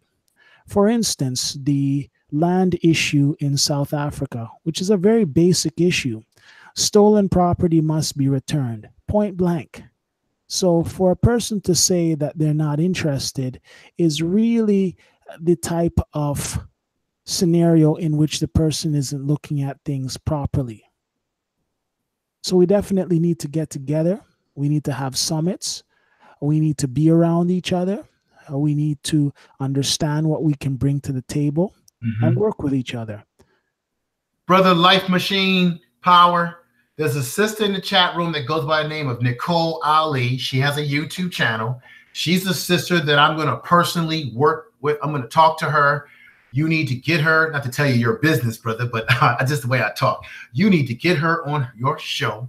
She's dynamic. She asked the question, what are the solutions? And she's thanking you because you took it where it needs to go. You brought up some solutions. So I want to thank Sister Nicole Ali. I'm going to connect her with you because, brother, you're going to love interviewing her. She's dynamic. She would be great on some of your panels. And she's loving what you just said, coming up with solutions. And I'm going to ask you, once I hit this first ball for your behalf, brother, and everybody, you need to listen up here right now. You're listening to Life Machine Power. Life Machine Power. Make sure you subscribe to the brother's YouTube channel. Thank you. with the solution that you spoke of, brother, what are your other solutions that you have? We've been talking about a myriad of issues. We've been peppering ourselves around, but let me just listen to you right now, brother. What are some of your solutions for some of our other issues that we have? I'm listening. We're listening. Okay, the basis of any solution that I would put forward is financial power. We need to find ways of making money legitimately, to pool this money, to do things like buying entire blocks, setting up communities for the people who are aging, the aging population, so that they have places that are comfortable to stay, taking control of our own education. This means that we need to go into our own pockets and pay for it. All of these things are necessary to be done. The summits where people can meet up and interact with each other. And to put these religious differences aside. Yes. If you are this or you're that, come to the table. We're not going to discuss religion. We're going to discuss ways to improve from a financial point of view. It is about financial power. If people start to make more money and own and control things, it's a lot different. A lot of the protests have been great, from Martin Luther King and all of these other people from the civil rights era. But really what it is economic power. Own the neighborhoods that you live in, put your money together, and have a way to essentially defend yourself financially. You don't like what's going on? You can go to your member in the government and say, listen, you need to enact these laws to do such and such, or you don't get our financial support and you don't get our political support. So it's really about the pooling of money to do things which are progressive and the ownership of land. Nicole Ali says in the chat room, you're right. Economics is a must. Sonia sees we are not respected at these white hospitals and facilities, she says. Real Aaron Collins says, how do Black Canadians deal with with coons? Remember I was explaining to you some time ago what a coon is in terms of how we define what a coon is. As this is a Black person that sells out their own people. And you were telling me, brother, that there's somebody. Were you telling me that there's somebody that you've engaged in Canada that sort of capitulates away from what is good for Black people? Can you mention that? Yes, there's one character. He is approaching his 60s, and whenever he's around people who look like him, he has this scowl on his face like a wild dog. He just totally disdains people who look like him. And a girl I knew saw him downtown by his headquarters and said hi to him, and he stepped right past the girl. He definitely heard what she had said, but stepped right past him. So the vast majority of people aren't into these characters. And oftentimes, people who behave like this, they don't fit in the community that they come from. Take a look at a guy like Sheriff David Clark. Tell me where in the Black community he would fit in. Who would hang out with him, really? So he's going where he can fit in. No one. You know, Right. in America, oftentimes we see Black people like this as Black people at some point in time when they were younger. Something happened to Sheriff Clark in which he was either felt hurt or he felt that the Black community didn't support him. Something happened in his lineage that caused him to see Black people in a negative way. And the same thing for a Clarence Buck Dancing Thomas. Something happens to these Black men down the line, and they hold on to this resentment, and they sort of manifest it in the way they see Black people.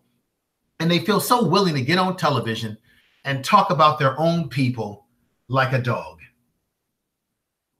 Yes, you have people who will do those sorts of things, and it's unacceptable because you really have to be objective and be very, very wise in what you're saying. For instance, I know that if I speak about Black women in a negative light, that ultimately reflects me, and it ultimately is me disrespecting myself.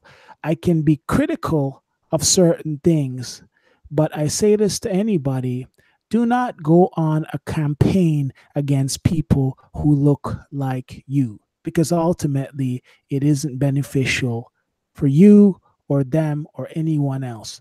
So, some Black people can have some problems, yes, there will be problems, but there's no need to go on a campaign to basically disrespect these people. You can say to the person, listen, I'm having a problem with you because of A, B, C, and D, but you don't need to go at an entire section of people because of the issues you've got.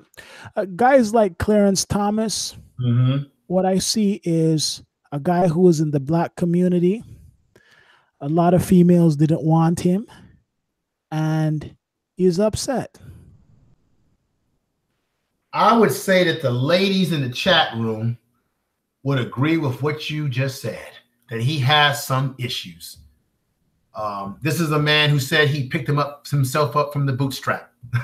Okay, so I agree. What we have in America, and I don't know how it works in Canada, is that we have a system in which you'll have a few Blacks that go to school, they get education, they get upper mobility, they get an opportunity, and then they want to throw the ladder behind them and say, okay, affirmative action does not work for all of Black people all of a sudden. Even though it worked for me, I made it. Pull yourself up from your bootstrap and let me, by the way, knock this ladder over. Affirmative action has gotten a negative connotation in American society. I don't know if they have a form of this in Canada, but what it basically means is you're going to give a person who is otherwise qualified an opportunity, whether it be job, school, who would have not gotten an opportunity, but it be for their race. That was the true aims and goals of these quota programs, or what we call affirmative action. It was meant to write off the ills of the past with getting Black people an opportunity to get in there. Now, today, many people would say that, even Black folks, that Black people don't need this kind of handout. We're okay. We're not living in the same racial society. But guess what is the #1 group that has benefited from affirmative action more than even Black people, which it was intended for by law? Guess who you think it is, brother Life Machine Power? The white woman. Let me give you a clap on that, brother. You're on the money.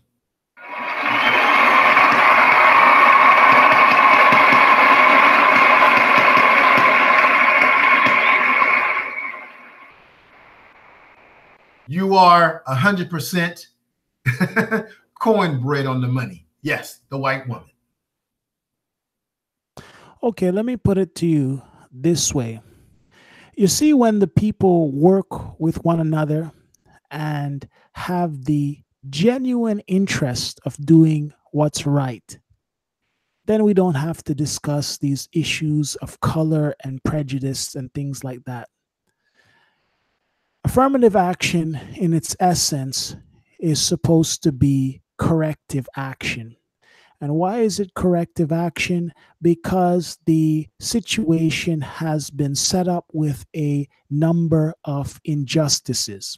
So anybody who would speak against affirmative action is not thinking clearly. It is corrective action. And corrective action is needed to address a number of these problems. Providing everybody with equal opportunity is the solution to these issues. But when people refuse to do that, then there are major consequences. Then there will be unrest. Break down these barriers and make it so that everyone has access to quality education, quality housing, yes, quality medical care. yes. And a lot of these things will dissipate. But what happens is that a crook is always looking for the unfair advantage. So the crook is going to try to do all the sorts of things to undermine people. We spoke previously about a lot of these companies swimming in money. You're only swimming in money because you haven't paid the wages that need to be paid. The slaves didn't get salaries. So essentially what you got was free labor. These are major human rights violations. This is everything you can think of from a criminal point of view which has happened. Genocide, the stealing of resources, the demonization of people, the destruction of their name, their religion, their culture. So everything you can think of that has been done to these people has been done. And anybody who would try to essentially push that to the side or sweep that under the rug are just as bad as the people who were doing those sorts of things. There's a guy I know. He is an older white guy. And from time to time, he will make these sorts of statements. And at this stage, he knows me, I know him, and he doesn't bother with any of these statements because I know exactly where he's coming from. There's no argument that he can bring to me to justify anything. He spoke about people coming to the country and who should come and who shouldn't come. I said, but you're here. What makes you think you have more rights than anybody else? And he couldn't justify that.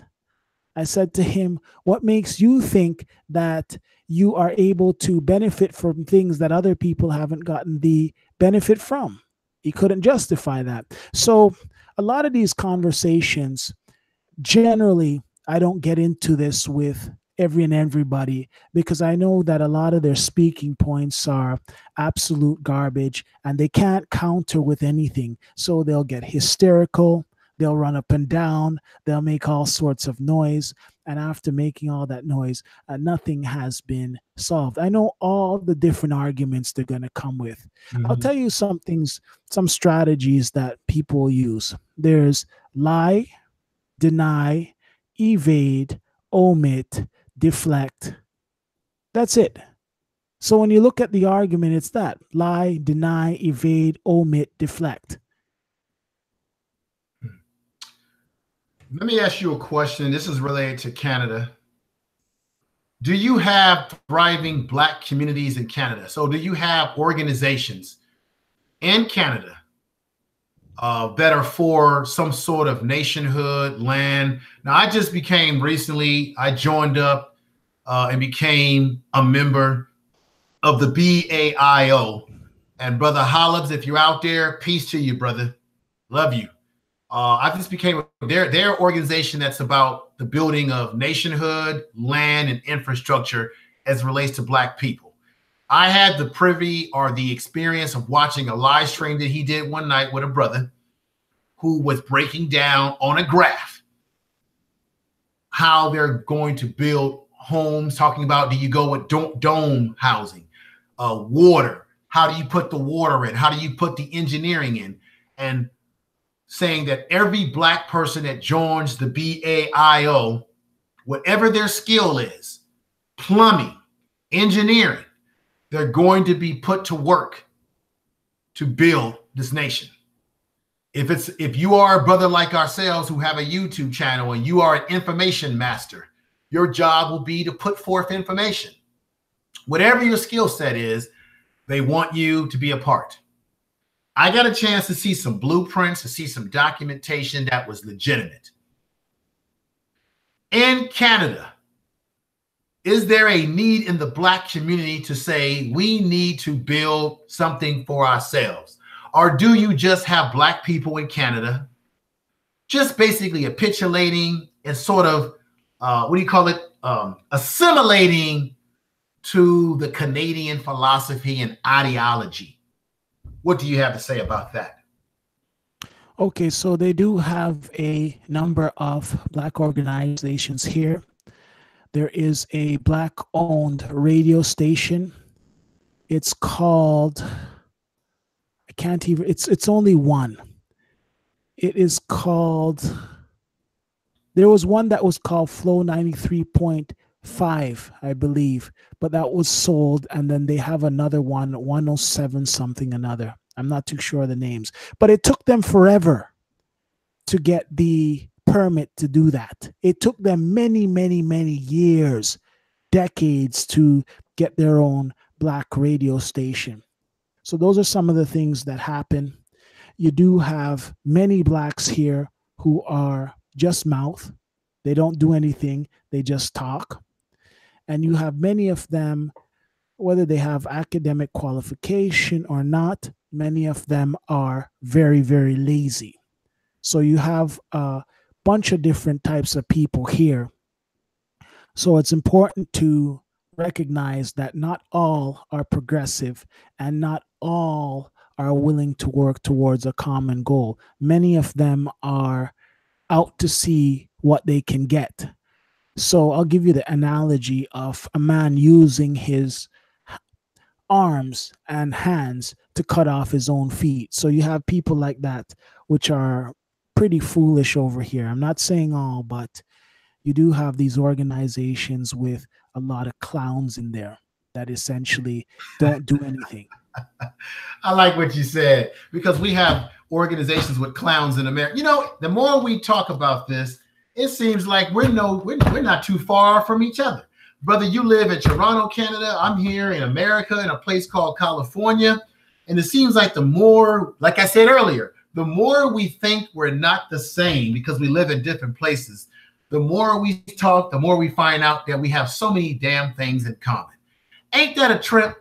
Everybody listening out there, don't you find this fascinating that we try to find ways to separate ourselves from each other? We'll even have black folks that will try to say that we're different from one another, but in a lot of ways, we're both dealing with the same type of BS, no matter where we are in the damn world. Be it black people in Brazil, black folks in Canada, black folks in America, black folks even in Africa. I mean, you got the Chinese over there trying to run their art of war game on the Africans. Believe me, they got something for the Africans that once they get, because the Chinese, you judge a tree by the fruit it bears. The Chinese have ruined their country in terms of the air quality, all of that. They got something for Africa, which I'm concerned with. But the more we seem to be different in our areas that we live, the more we are the same when we take the time to talk to each other. Because what you just said, Brother Life Machine Power, is the same problems we have here in America. I mean, I don't see any damn difference. Do you? No, there isn't much of a difference. The crime rate is significantly lower here. So that's one minor difference. In terms of the racism here, like let's say the police brutality, it does exist, but not on the same scale as the US. Many of them are very, very careful these days as to what they're doing, and there are cameras everywhere. So a lot of things are being recorded, and a lot of people are being called to task on a number of things. So, but generally, there isn't too much difference. But one thing to note is that Donald Trump rules Canada and he rules America. So the government here is not independent of America. America makes the decisions over here. Let me give people a little bit of history. Are you familiar? We actually owe a debt of gratitude to the Haitians. For those of us who say, well, you know, these other people come over here, they may be black, but they treat us disrespectfully. We wouldn't have America or even Canada maybe comprised the way it is if it had not been for the Haitian Revolution. Do you know, due to the Haitian Revolution that drove the French broke? That's how they got the Louisiana Purchase. What was the Louisiana Purchase? It wasn't just Louisiana as we know it today. It was the whole middle damn half of America, the whole damn middle half running into Canada, which allowed America to form the way it is today completely. Had it not been for that, some of us would be speaking French or whatever we're speaking. God knows what the situation would be. But it was Black people who fought off the Europeans, who made it possible for America to have the formation that it has today. What is the revolutionary ideology of Black people in Canada, brother? I know you spoke of those that are clowns, but let's get away from the clowns. Let's get to the true Canadians who have a revolutionary ideology or a Black first ideology. Who are these people? Okay, so for something like that, you'd have to go over into Nova Scotia, which has a thriving Black community, and they've faced a lot of oppression and things like that. So you'll see that in a place like Nova Scotia, which is on the east coast of Canada. Also, you will see that with a number of the people from the Caribbean, particularly Jamaica, where they are working towards getting good positions and doing their thing. But this place is not so much about revolution. It is the type of place that is content with being the way they are for the most part.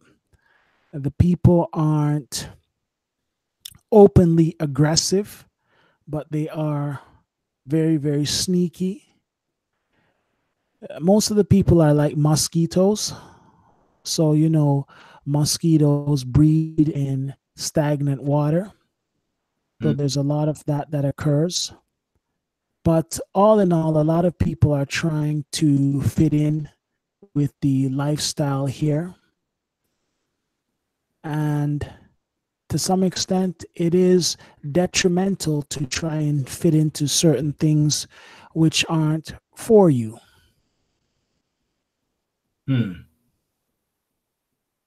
Wow. You have to be yourself at all times, 100%, but you have to be genuine to yourself, be honest with yourself. Let me just say this. Can you repeat to everybody again in the chat room what you're trying to build on your platform as we promote your channel? Everybody, again, I want you to listen up because I want y'all to support this brother's channel. Get your butt over there and subscribe. Come on, Black people. Come on. Let's help each other. Let's be one of accord. Listen up. You're listening to Life Machine Power. Life Machine Power. Make sure you subscribe to the brother's YouTube channel. I'm putting links in the chat room right now that has his web information, his all his social media, Instagram, Twitter, Facebook, and I believe you have a newsletter, brother. A newsletter. The newsletter is still being worked on, and the actual site, I have to make some adjustments to that, but the other things are up and running. Okay. Let me, I'm going to drop these as we get ready to get to a conclusion here, brother. And I am going to have you back on a few more times because there's so many other issues that we need to address. And I like the style in which you and your gravity as the way you handle these questions. We're going to have you come back again. But let's just right now let everyone know why I dropped these links in there. Exactly the direction that you're trying to go with this channel. Explain to folks the kind of panels that you want to put together. I know you were putting together a ladies only panel to talk about issues around issues as it relates to women. I'm inspired by that, and I do want to start having more panels where I can get the ladies on to talk about ladies issues as it relates to the Black community. Of course, I'm going to have some men's panel, and I'm going to get you on the panel to talk about that. Matter of fact, shit, I should do that tonight, man. Get all of y'all on tonight and let it rock and roll. But let everybody know it's not about me, it's about you, brother. Let everybody know exactly what you're trying to do with your channel, type of panels you want to see in the future, and the support that you feel you need to be as successful as possible. Go right ahead. Okay, so the main way you can find me is on YouTube at Life Machine Power. So when you click on that, you can go to the About section where you'll find the various links where people can find me. The purpose of the channel is to bring people together, to share ideas, to network, and ultimately to have conferences where we can meet up, we can play some music, we can have a good time and get to know each other, and really build a network that is progressive, that is fun, that we can have a discussion on different things, and to essentially move away from the beef and drama. So if you're about beef and drama, this channel really is not for you. I'm sure there are other places where you can go and get that on, but the reality is for people to get together at summits and things like that and discuss different ideas on different things. And not everything is going to be necessarily on Black issues. Black issues will come up from time to time, but there will also be other types of discussions with regards to finance, with regards to real estate, with regards to trades, all sorts of things. So it's just a collection of people networking with each other and looking for ways to essentially become more financially viable. Mm-hmm. Let me just say this, brother. I'm broadening my channel to address those issues. There's a sister that I had a chance to meet while I was on O'Shea's program who deals in economics. I'm going to bring her on to talk about Black people as it relates to business. I've got brother Kevin Samuels, who I have to do a show with him, but I want to bring him on to talk about as it relates to Black men's image, or getting our image together, getting our from image to your confidence as a man, how you carry yourself, living and being the best person that you can be. It's what he talks about, being the best person, the best you can be. Okay, dating, relationships, the way you carry yourself, how you project yourself to the world and to others that you love around you. So I'm going to be bringing that brother on. We're going to be doing a variety of things. And from time to time, I definitely have to bring brother LMP on as much as possible. I want to say what's up to George Macomb. This brother, George Macomb, either we're going to do something Monday, Tuesday, whatever day, but we're going to get you on. You the next hot brother that I got to get on. And I know I've been putting this I've got so much I got going on, but I got to get you on. I want to say what's up to S. Wiseman in the chat room, Real Aaron Collins, everybody that's in there supporting. I want to thank you all for being here. Khalid, thank you for being here. Make sure you get your butts over to brother Life Machine Power. I put a variety of his links in the chat room. Get your butt over and subscribe. I want to see, when I go back to his channel sometime today, and I look at his subscriber count, and I know the brother said that he's not concerned with those things, okay? But he's trying to grow. He's growing his channel. I hope to see an increase in his subscribership. I hope to see an increase in the people that follow him when he does his live streams. I want to see an increase of participation. Not only do I want to see it, but I demand it. And the reason why is because, once again, this is a positive brother in the diaspora of Canada telling you that we got some similar shit going on in Canada compared to what Black folks are dealing with here in America. So once again, although we may be in different places of the world, we still deal with some of the most similar situations here in America. I got to ask you this question. In Canada, do Black people deal with police brutality? Do you have, I know you said that your crime rate is kind of low. I know gunplay is low because Canada has a real strong restriction on firearms compared to America. Is that true? Yes. So the firearms, not many people have guns like in America. Also, people are now stepping up, regardless of their color, to challenge the types of things that the police are doing. So the police are really on their P's and Q's. and a lot of lawsuits and a lot of things have occurred. So they're trying to do everything they can do to protect themselves from these different things.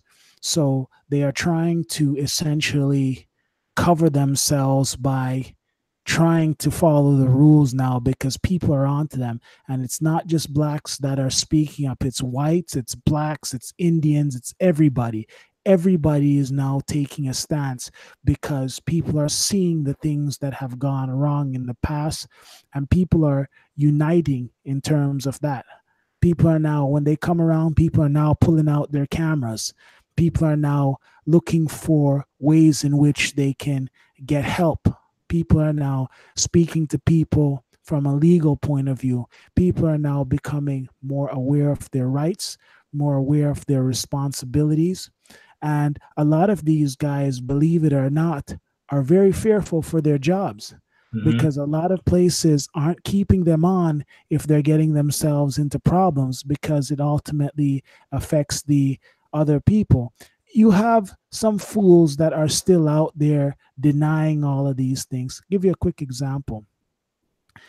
There was a guy on the bus who was having some kind of mental breakdown, nervous breakdown, pulled out a knife, was waving the knife around, and all the people got off the bus. One cop decides that he's going to play macho, walks onto the bus, and murders the guy. Oh, wow. There was such a public outcry that they had no choice but to convict this guy. It was all over the world.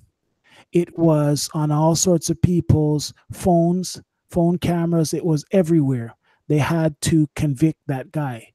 So the tide is turning in a lot of respects, because people are now standing up for their rights, and now they have the videotape evidence. So people are now getting together and saying enough is enough. So you do have a couple of these hardline rank and file guys who are trying to promote certain things, but it's not flying because people aren't taking that sort of thing. And when people lose confidence in these people, there is going to be a problem, legal repercussions and things like that. Very interesting indeed, as you would say. Very interesting. George Macon, now you got some topics. George Macon, now Brother Macon does have hot topics on his show. So this is what we got going, brother. Life Machine Power, brother.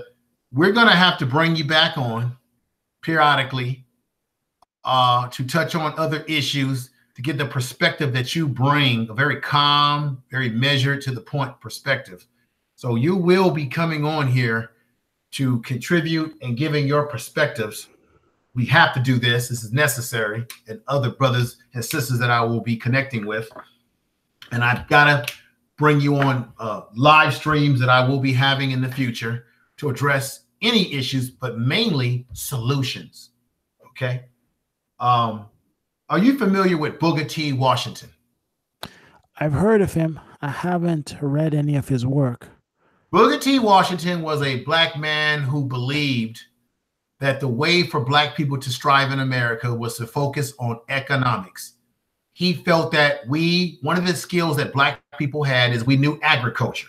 He really wanted black people to focus on economics, on black businesses, taking advantage of the agriculture industry. Do you know if black people, because we knew the agriculture system, if we would have took that industry over, do you know how much empowered we would be today? Because everything is around agriculture. Food is the source. You cannot live without food. It is a necessary. If black people could have maintained economic stability by owning our own businesses, we would be a hell of a lot better off than putting all of our eggs in one basket with the whole civil rights thing. Then you had W.E. Du Bois, who came along and spoke of the talented 10 and how it's about education, going to school. If we just get educated, if we just have sort of an elite class, that black people would see their way and becoming great in this society if we just go to school and kind of assimilate ourselves into the system. Okay? I believe that we should have followed the Booker T. Washington philosophy of focusing on economics not necessarily just education, although it is important, but economics is where it's really at. And we would not be in a situation today where we don't own anything. We're struggling financially, economically, because we don't own anything. And all we leave for our kids was just a bunch of dreams and fairy dust and no tangible property, no tangible businesses. White men raise their kids to be captain of industry, to own a goddamn baseball and football and basketball team, where black people in general raise our kids to say, oh, Lordy, I hope he just gets that scholarship. And then after he gets that scholarship, I hope he's good enough to go pro and get mama that house that mama been wanting for a long time. You see, that kind of mentality is not working for us in American society. I think, and Booker T. Washington, people thought that he was a coon, a sellout. But many people don't know that Booker T. Washington was giving money under the table to what we would call radical black groups of his day to support in the struggle of black people's independence. A lot of black folks don't know that. He was a spook that sits next to the door. If you ever have a chance, brother, read the book or look at the old movie, The Spook That Sat Next to the Door. It's about a brother who joins the FBI or the CIA. He acts like he's a quiet little compromising Negro. He ends up taking all that he learns being a part of the agency, goes back to the streets, back to the hood, teaches the brothers at the street level all the tricks, all the spy skills, all the skills. He created like an army in the black community. You had black men who were trained on all the skills of espionage. It was a very powerful book, a very powerful movie. So never think you got black folks out here that are doing things behind the table that you don't even know about sometimes. So with that said, brother, you have any last words to leave the people with? Okay, I have one statement to make and one question. So in terms of what you had said about Booker T. Washington and W.E.B. Du Bois, both of them had valid points. I think it's a combination of the two. You need people in all sorts of positions to help out. You need to definitely have the financial base set up. But overall, people just need to be fair. That's it. A lot of these conversations and these different things that we would speak about would really, really go into the back burner once people are fair. So you open up the environment. Anybody can be just about anything they want to be. Anybody can have anything they want to have if they're willing to work.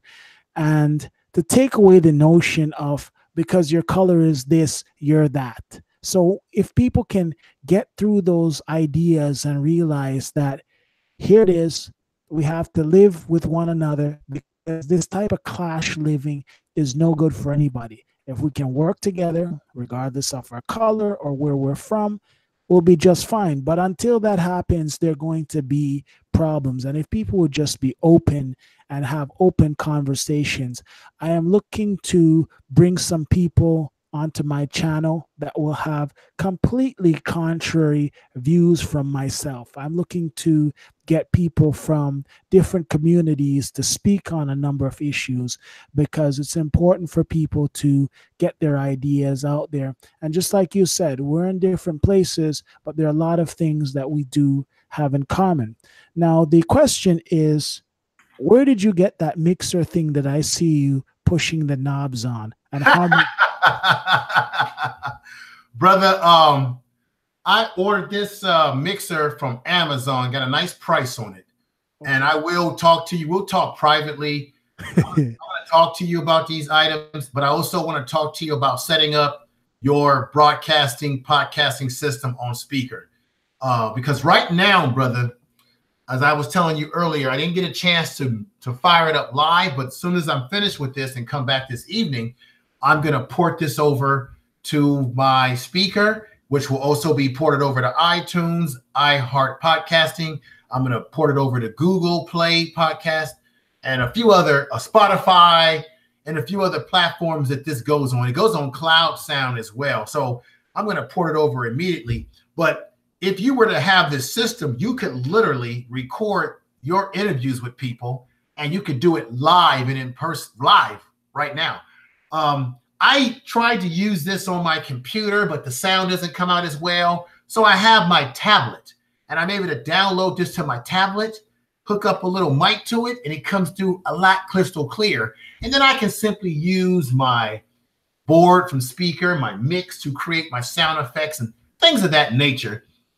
But we're going to talk more about that, brother. But the mix board, I went on Amazon and I compared the prices, and I got a nice price for what I have. Amazon has been my saving. It's been great for me because you can get good products at a very affordable price. Damn it, Amazon should be paying me a damn revenue stream here because I'm giving them a free advertisement. My damn it here. I tell you, brother, I tell you. Information is power. So with that said, folks, we're going to come to a conclusion. Let me put up the brothers, that beautiful thumbnail, which I'm going to improve that thumbnail when I get an opportunity. Here we go. And we're going to share and share alike with everybody. And here we go. So, brother, we're going to call it a conclusion. I want to thank brother Life Machine for being with us, folks. This brother has been great.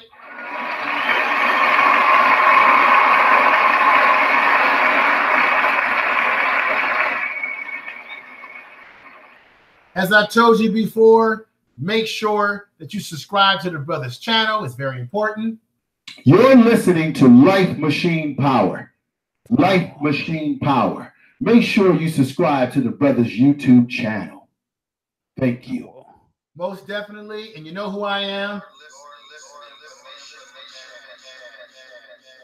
I want to thank everybody in the chat room. Max Evans, Real Aaron Collins, Robin, the Girl Wonder. Thank you for being here. India, Sonia C's, Brother Holub, if you're listening. I want to thank Brother Clothing, Music, and Shelter, Brother Logic for being here. S. Wiseman, many more that I haven't mentioned. Peggy Roster, Khalid.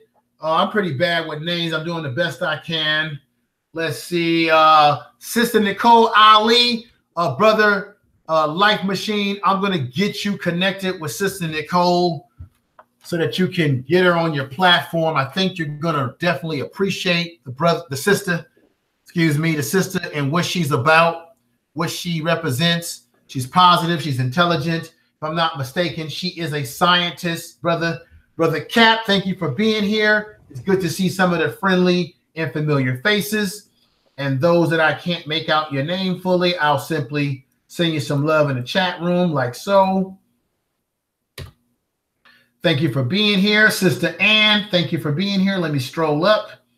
We got Brother Rockwaller Morris for being with us. Thank you. Everybody in Facebook Live who is listening, Brother Art, who's out there, brother, me and you, Art, we got some business to do together. We got some guests that we're going to get on with my brother Art, who's helping me out here, who's out there. Everybody in Facebook Live that's listening, make sure you subscribe to the YouTube channel, my YouTube channel, Information Man Show on YouTube. Make sure you go over to Life Machine Power, and subscribe to his channel as well. Like your life depends on it. Okay, get your butts over there quickly as possible. Brother Life Machine Power, any last words before I put a crescendo on this? Well, the last thing I would like to say is thank you very much for having me on your show. I do appreciate it. And I look forward to doing more conversations with you and other people. And again, it's been really a pleasure to see so many people come out. I see 40 people watching, so that's a really big deal for me. I've never had so many people watching anything that I'm on. and I do appreciate that. The other thing I want to mention really quickly is I've gotten my first Patreon, which is JDog88. I want to thank him for that. Oh, okay. So that is really, really considerate, and I do appreciate that. I will also send him a thank you message. But that's pretty much it from me. Okay, brother. Well, let's thank J-Dog. We're going to thank you. Brother, I'm going to see you on your channel. You'll be coming over here from time to time, and we're going to make it do what it does. Thank everybody. Anyone that I wasn't able to say a shout out to in the chat room, I apologize. You'll probably see there'll be a lot more people who weren't able to come over, because I know that there's probably other people doing live streams right now that will come over and watch this video. So you'll see an increase in numbers on this video, and hopefully folks will get over to your program. But everybody that is here, thank you. Thank you very much. I'm going to play our ending music. You know how it goes. And you know I love you all for supporting the program. Okay, so thank you very much for having me on. Also, I'm going to send you an email. And in the email, I need to know exactly what equipment you have so I can bring myself up to your level. Oh, we will talk about that. No doubt, brother. No doubt. No doubt about that. Let me unplug my soundboard here. And here we go, folks. This song, as you know, is produced by COG Quest. He's produced all the music for me. And I wish he was in the chat room, but I know he'll probably check this out on the repeat. And thank you, everybody. The info. The info. So thanks a lot, and I'm going to sign off. Thank you, brother. Okay, take care. Info. It's the info. Whatever you want to know, come join the info show. It's the info. It's the info. Whatever you want to know, come join the info show. It's the info. We got the info. Whatever you want to know, come join the info show. It's the info man. You can call him information info man. Kicking knowledge all over this nation. We ain't lose the draw. You can bring your hate team, but if you want to win, please don't bring your debate team. We talking Japanese shogun, Aztecs, Olmecs, and African Dogon.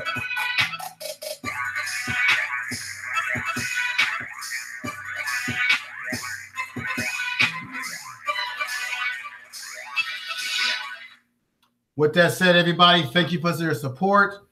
I wanted to make an announcement here. I've had a chance to sit back, listen to everybody's analysis as it relates to Colin Kaepernick. And at first, I was not going to put my thoughts into this arena, because I feel that everyone has said what has needed to be said. But I think I am going to do a video, maybe a live stream or a video production related to Colin Kaepernick, because I did some research. How many of you know that Colin Kaepernick has been in bed with George Soros? The same George Soros that is in bed with Black Lives Matter. And that George Soros has been what I would call doing social engineering. George Soros is bad news for Black organizations. George Soros is a liberal who wants to change the narrative as it relates to Black people. I have an explosive audio that I'm going to play that will probably be separate from the Colin Kaepernick video, if I do that video, where there's an African brother who speaks upon what George Soros is doing as it relates to compromising. This is a Black man telling truth. Compromising Black organizations. You see, if George Soros is flipping the bill for Black Lives Matter, and if he's investing and flipping the bill for Colin Kaepernick's I Know My Rights, his organization, then he who controls the economics can control the narrative and the destiny of where that organization goes. You see, Nike is nothing but a distraction. For those of you who feel that, oh, this is a good thing because Colin Kaepernick is making money. No, Colin Kaepernick is making money. Black folks are not making money. The NFL is in bed with the NFL is in bed with Nike. This is not bad publicity for Nike or the NFL. This is actually good publicity. People that are burning up their clothes and their shoes, so what? Nike's already got that money.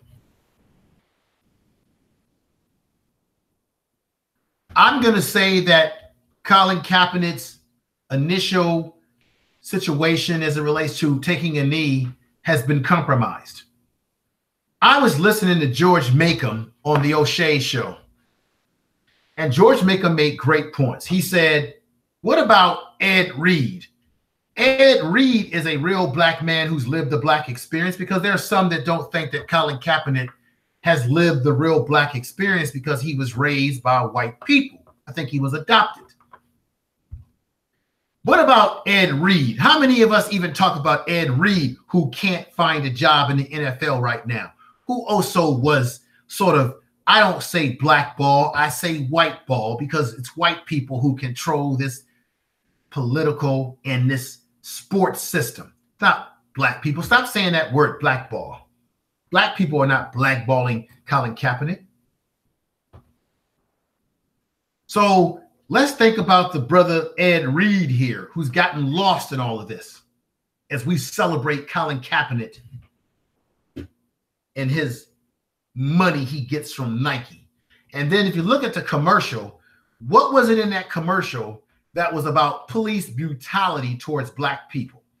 There was none. The whole commercial was about this diversity thing. What type of diversity? Okay, you got white girls in the video. You got all these different people in the video. But that video did not speak of why he took a knee. That video doesn't speak of how Ed Reed can't get a job in the NFL, a brother who grew up in the black experience. That commercial doesn't speak to police brutality. Is police brutality the biggest problem in the black community? No, it isn't. It's one of many problems in the black community, because police brutality has been going on for years. Do we have to go back to Rodney King, who once said, can we all just get along? I'm not going to celebrate Colin Kaepernick getting a contract with Nike. The hell with Nike. Black people spend too much goddamn money on Nike shoes as it is. So all you're going to do now is give them more money because they do an ad with Colin Kaepernick, like Foos and Twos. Nike's going to make the money. How much of that money is Nike giving to a legitimate black community? Colin Kaepernick may get some money for his black organization that is being manipulated by social engineering by one George Soros.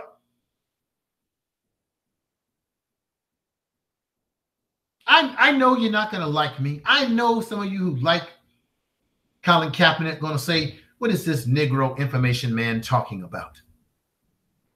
Look, I'm a 49er fan. I liked Colin Kaepernick. But when I get my football fandom off of this and look at it for what it really is, his contract does not benefit the black community. It benefits Colin Kaepernick. It benefits the organization that he runs, that is manipulated socially by George Soros, one of these so-called liberals who are just as dangerous as you would say conservatives can be towards us.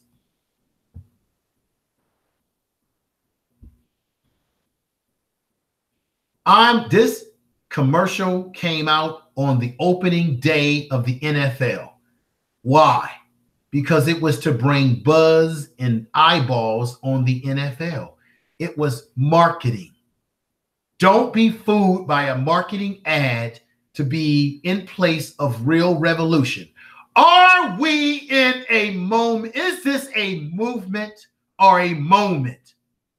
What Nike is intended to do is to create a moment and not a movement. To do what?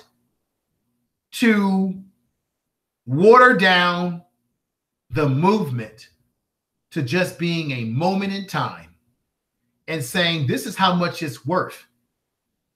While we're focusing on Colin Kaepernick, what about black men who out here who catch hell in the streets every day? who don't have a football or a Nike contract, who don't have millions of dollars in the bank or an organization backing them.